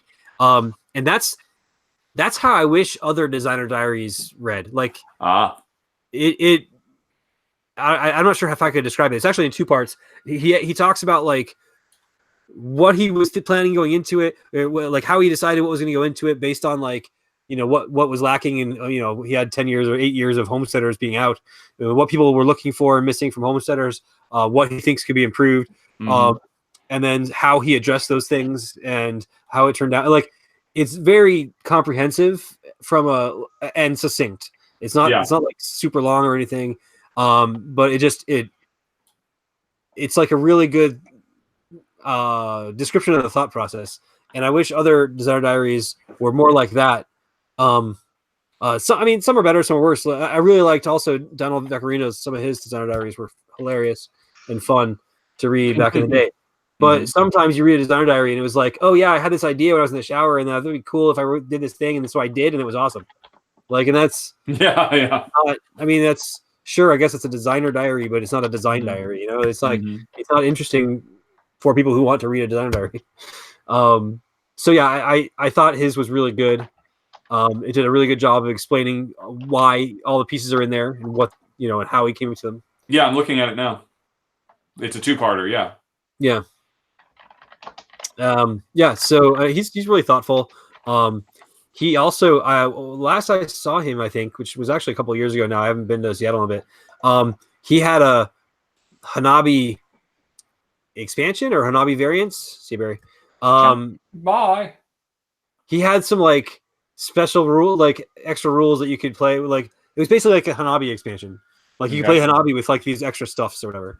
And I thought it was kind of funny. He really likes Hanabi. He's I don't know, one of those logic types. He also made a game.